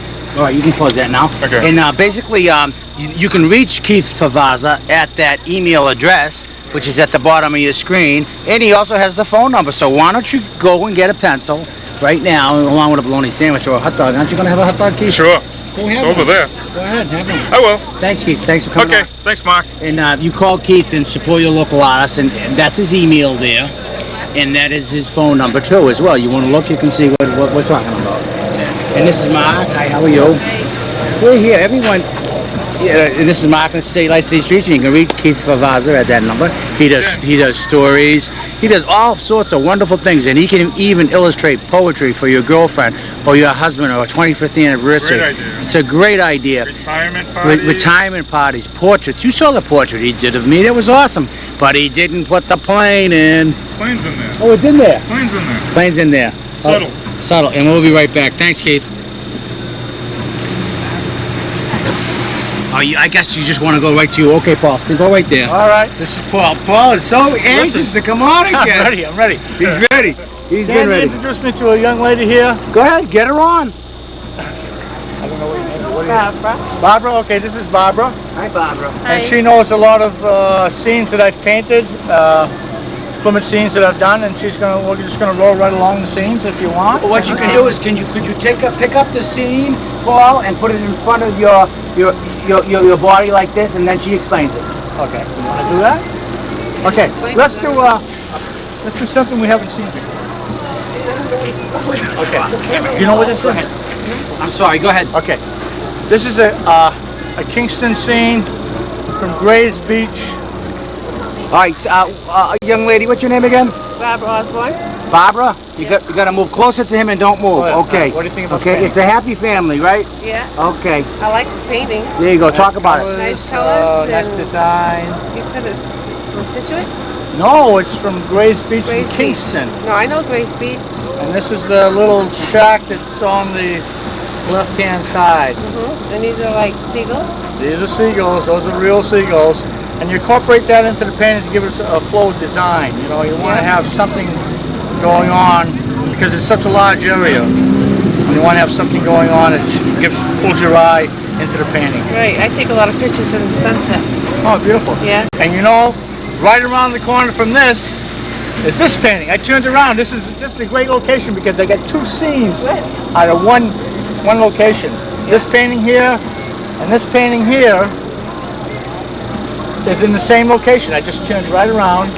You know where this is? Put that painting down. Pick up that other one. Okay. Ask her. Is she married? Does she have a boyfriend? I'm married. You're married, so that shouldn't change anything. You know where this is? Curtis Park. Yeah. That's a painting of the factory along the water's edge. Put it like this so they can see it. The nice colors and design. What are you making? What was your name again? Barbara.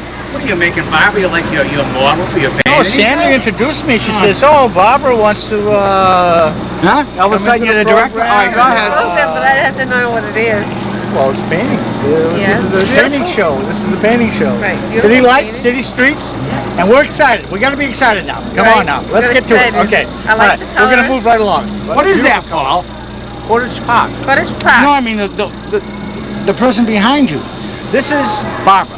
Barbara. Okay, just kidding, here we go. Barbara. Okay. All right. Barbara. Okay. Hi, Barbara. Here we go. Would you paint Barbara? I don't do portraits, but Mark will. Oh, Right, really? yeah. We're going to go keep on rolling along. Okay, keep rolling. Jeez, huh?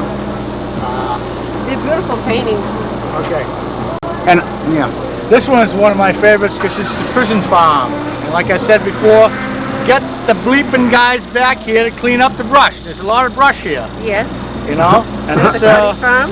this is a prisoner's farm. There used to be prisoners here. Oh, yes, I know what that is. Yeah, and oh, wait a minute. How do we know that?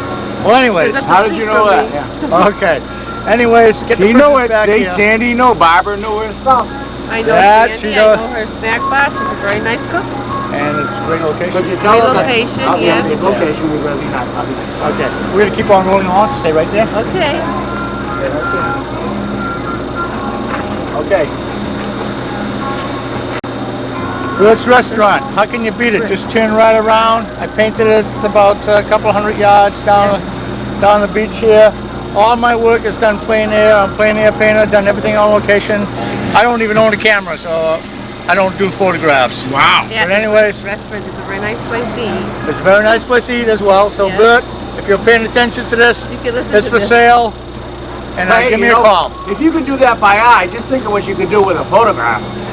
No, but the photograph doesn't get the atmosphere. That's the whole thing about when you're plein air painter. When you're a plein air painter, you really want to be on location because you see all kinds of vibrations, you see atmosphere. Camera doesn't do that for you. Believe me, it does not do that.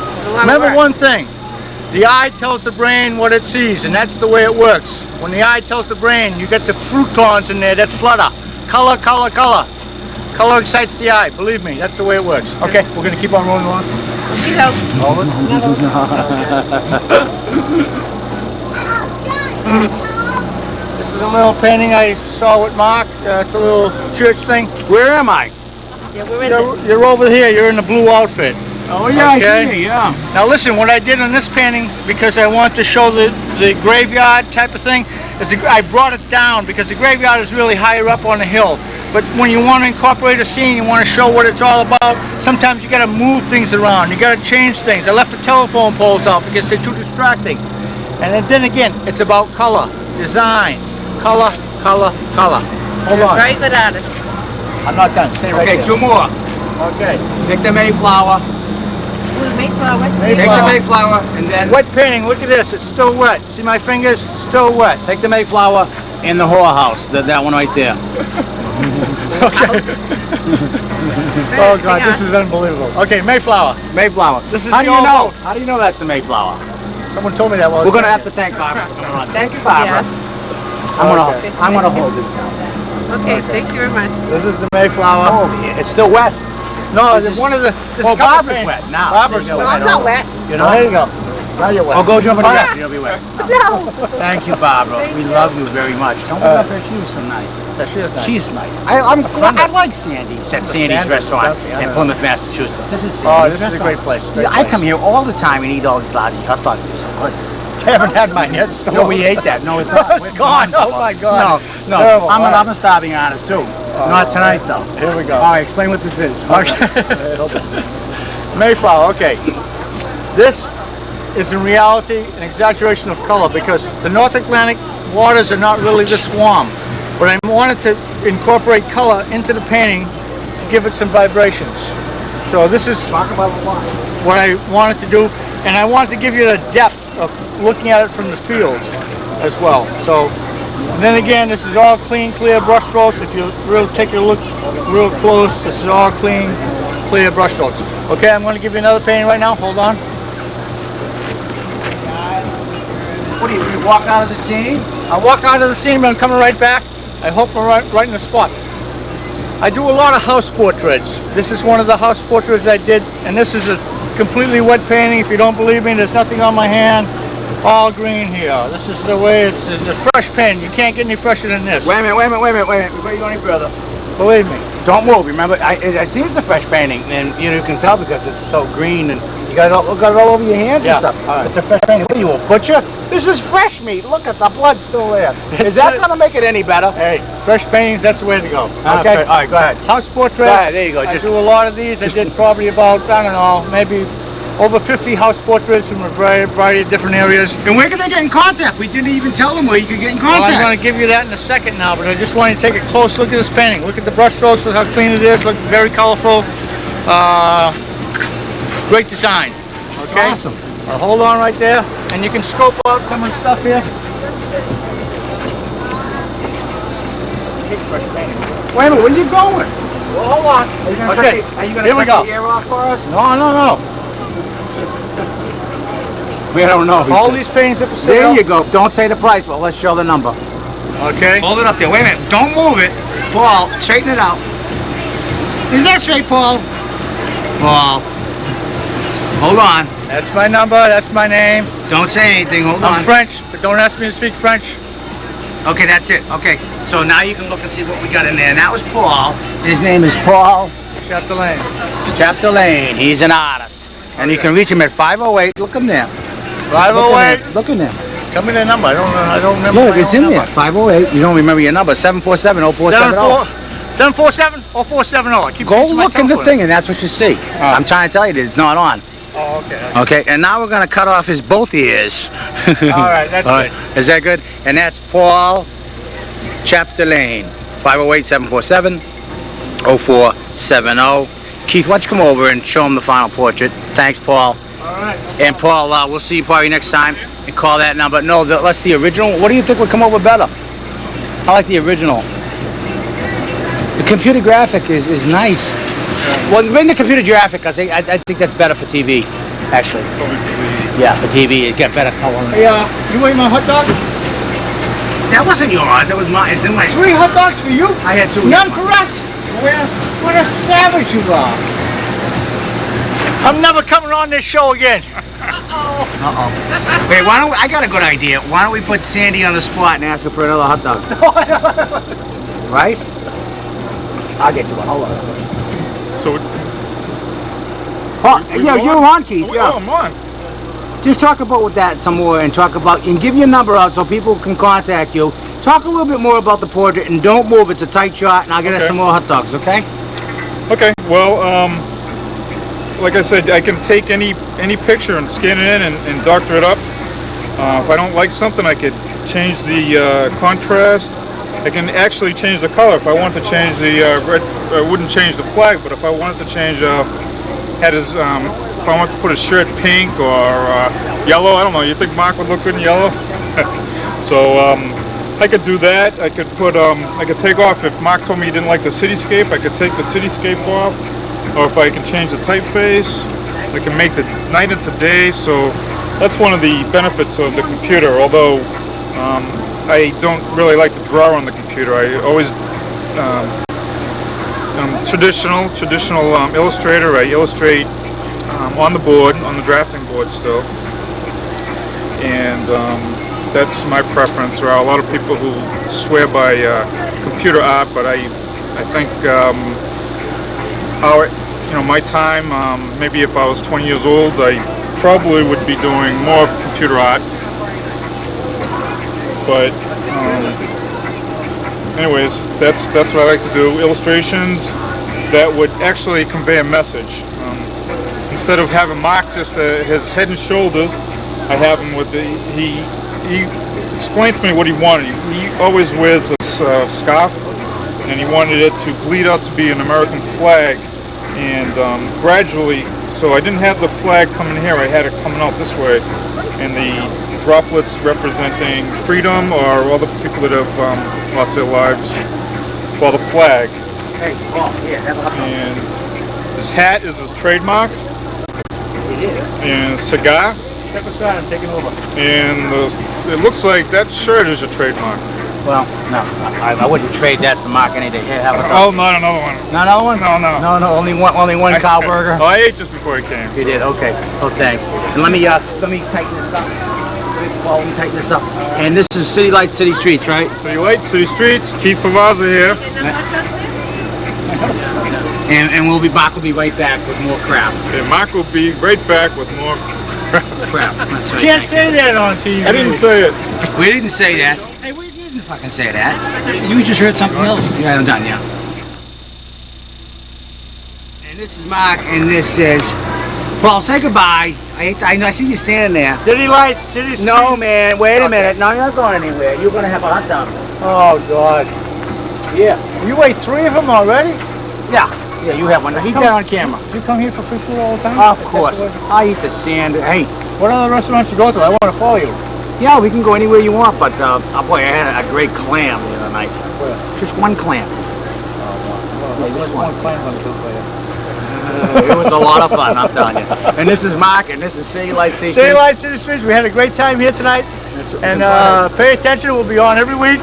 Yeah, be right back. And Mark's a great producer. He told me I was going to go to Hollywood next week. So, folks. Or to jail. Or to jail. One of the two. Say see you. See you later. We'll be right back.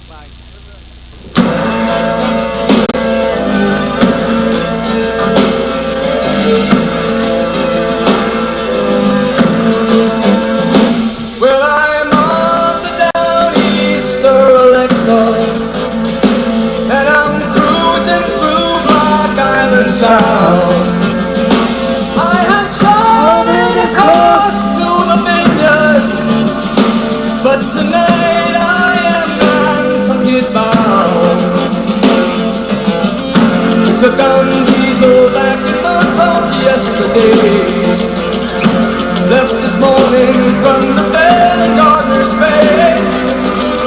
like all the locals here, I'd have to sell my home. Too proud to leave, I work my fingers to the bone so I could own my Downeaster Alexa. And I go where the ocean is deep. There are giants out there in the canyons, and a good captain can fall asleep. I got bills to pay and children who need clothes. I know there's fish out there, but where God only knows. They say these waters aren't what they used to be, but I got people back on land who count on me. So if you see my Downeaster Alexa, and if you work with the rod and the reel, tell my wife I am trolling Atlantis, and I still have my hands on the wheel.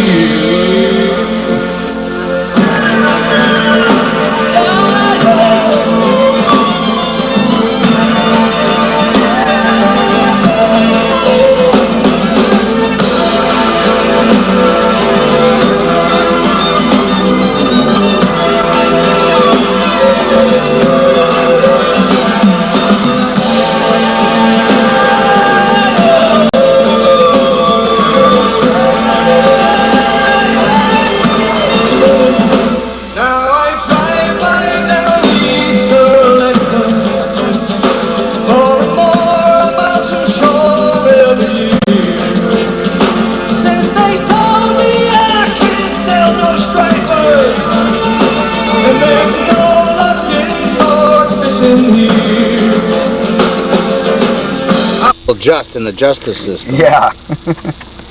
So we were talking about that you go it's August 2nd, 2002, and me and Mike, and we're in Manamet, Massachusetts right now. We're going to the State House right now, right? Yep, we sure are. We sure are. We're going to take care of business. We're going to make sure that the people are done right by, that these politicians realize that we're not playing around. This is not a joke. Yeah. We're serious about this, and we want it corrected. Okay, get that key in there and let's go.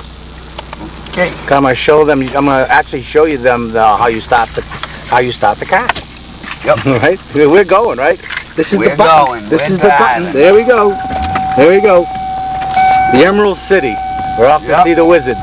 We're off to see the wizard. Do you think he'll make us try to like get the witch's broom or something, or to get our wishes to come true? Is that what these politicians think we are? We're bozos, scarecrows with no hearts and no brains? Yep. Evidently they do.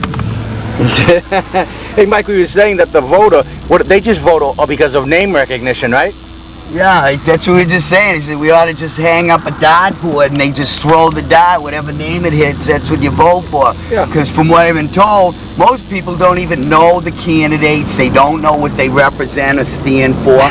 They go out, oh yeah, I saw that guy's name on a sign. Yeah, I'll vote for him. He's on a lot of signs in Plymouth.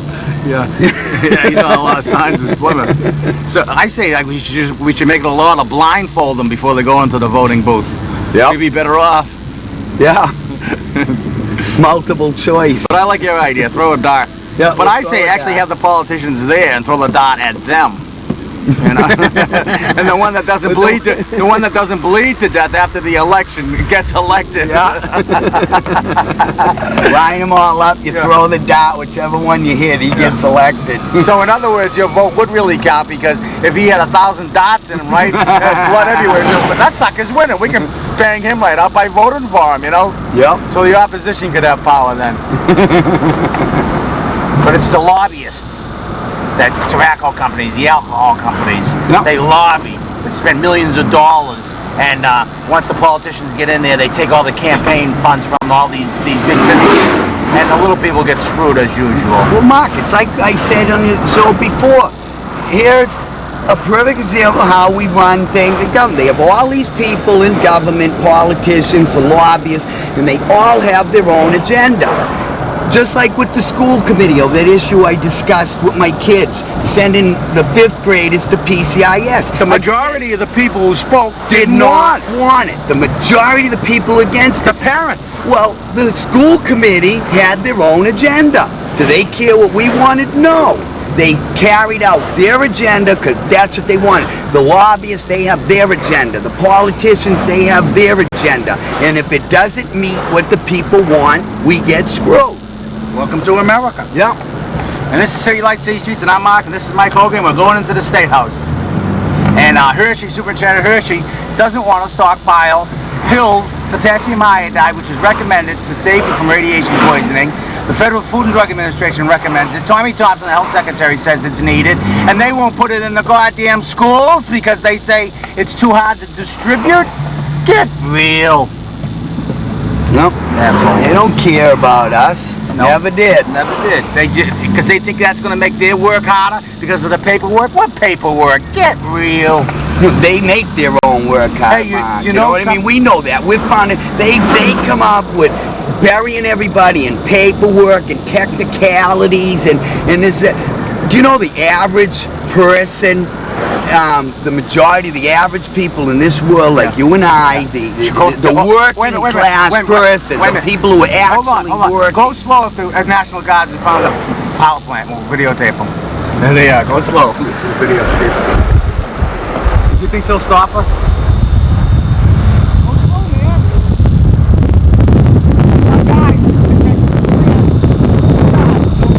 Guns, Mike. Go ahead, continue what you said. That's true, they don't have bullets. Yeah.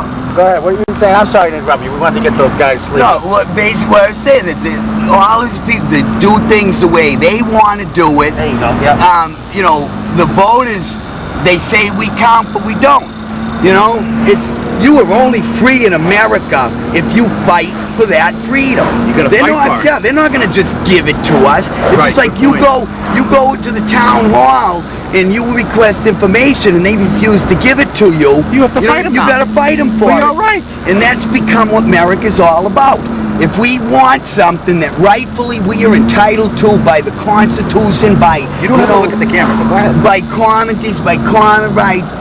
You know, and we go after these things, and then they sit there and say, no, you can't do this. No, I told a guy today. What good is it if every time I was told by somebody that something couldn't be done or I couldn't do this, well, they found out real quick just how good I could get away with doing it because I know the law, because I fought them for those rights that I know that I'm entitled to.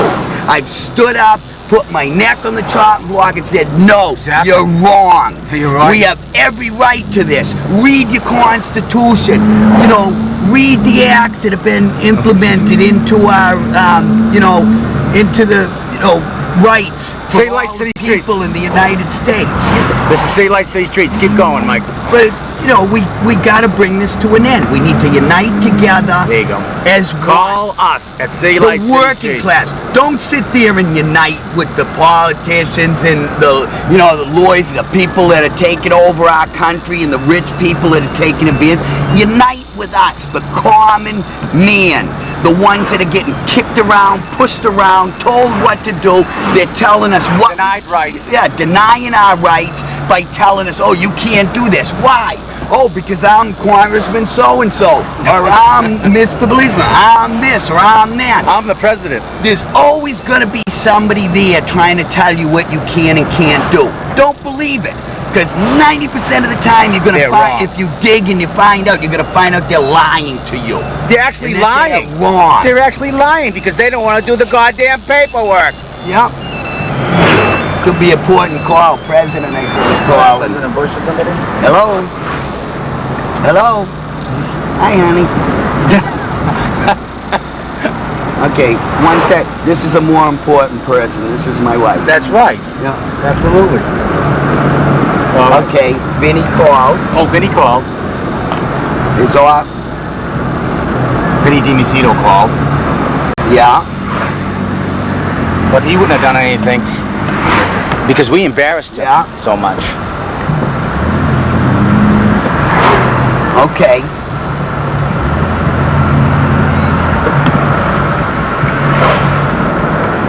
Okay. Okay. Cool. Okay. No, I'm glad you did call because I wouldn't know that. I just want to say Chris Lombard sent us some information too. In our direction where we gotta go. We're dropping off the tape, then we're gonna head up to Boston to the State House. Today is August 2nd, 2002. This is City Lights, City Streets. Okay. I will. I love ya. Bye. We had some of those wonderful Sandy's restaurant hot dogs. They're so good. Well, that was my wife. Yeah. Vinny DiMacedo's office called. Yeah. He's contacted Teresa Murray's office, our great senator. Great. She's gonna get involved and help us. Can we see her today, I wonder? He's talked to the Conservation Commission. Vinny has now been able to get state involvement. At this point, we've all been told that the assistants and the people coming down doing all these inspections are state people. Well, Vinny has discovered from checking this out that the people that are coming down at the moment that are down our place today, Mobile Home Park. at the Mobile Home Park in Mayflower and Plymouth, yes, is not state. This is just a local gentleman. I've been telling you that all the while. No, I know. Mark has been saying this all along. I've been saying that Vinny DiMacedo said state, and I said, no, it isn't. And he says, yes, it is. Yeah, and he checked it out. So, but even Vinny was, Vinny was deceived, because Vinny was told that what do you mean he was deceived? Bullshit. No, because he was... Why wasn't I deceived? He was told... Why wasn't I deceived? But you were. No, I wasn't, because I said they aren't the state. I stuck to that all the while. But go ahead. Well, I know, Mark. I know. Somebody was on it. Yeah, I have logic. But I have all the rest of us were told, Vinny, myself, all the tenants have been deceived. We've been told that this wouldn't, you know, that this guy was state, that all this action taking place was by the state. Yeah. Well, now Vinny has found out. He's got Teresa Murray involved. I already found that out. But he's pissed too, like you, Mark. Like yeah, but I'm a citizen, and I found out. And he's a politician. He should know better. He deals with the state all the time, for Christ's sakes. Anyway, did you bring your can of Duraloop? Today? Yeah. The State House? I think I got mine. Yeah, I think I got some. You got some too, right? No, you got Zippy Lube, don't you? That's quicker. Zippy Lube. And this is Mark, and this is Mike, and where are we, Mike, and who are we? This is City Lights and City Streets, and we're on our way to Boston, to the State House. August 2nd, 2002. Fight the fight. You got to stick together. One in one. We all go up, we come together as a whole, and we take on these people and these politicians, and we make them understand that this is our country too. They work for us. Yeah, these are our rights. You're paying them in your taxes to do this job. And they're not doing it. And they're not doing it. From they're the local failing level us. to the state level, to the federal level. Once we've already whacked the local level, we're going to whack the state today, and when we're done with that, we're going to Washington. Mr. Smith goes to Washington. Well, yeah, here's a perfect example of town government. You know, we have the Freedom of Information Act, where if we ask for information, they have to give us this information. And yet, we go down just the other day, yesterday as a matter of fact, to request information from the town hall, and what do they give us? Excuses. They tell us that a memo was passed down by our town manager, the head lady that runs the town here. It sends a memo out to everybody in the town hall not to give out information to us. That's amazing. That we're not entitled to this. And when I says to her, well, are you aware there's a federal statute, the Freedom of Information Act, which says you have to provide me with this information? You know, so they jerk you around here and there. So I end up calling the state, the Secretary of State's office.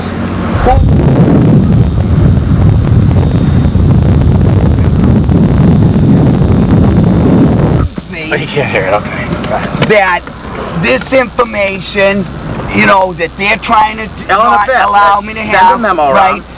That this information that I'm entitled to, that they, you know, that they can, you know, they can refuse it, but when I request it in writing, they have to write to you within 10 days and either produce the information or write down Why they deny detail it. why they're denying it. And if their reasonings are not justified, if they cannot justify You know their it's not reasons for not justified. giving you this information, Then you're going to file another right, complaint for then them. you're going to file another complaint for and file an appeal with the state Secretary of State's office. Now, if we're entitled to these rights, if this is the freedoms that we're supposed to be enjoying as a citizen of the United Wrap it States up of quick, America, it's running out. then why do I have to go through all this fighting to obtain it?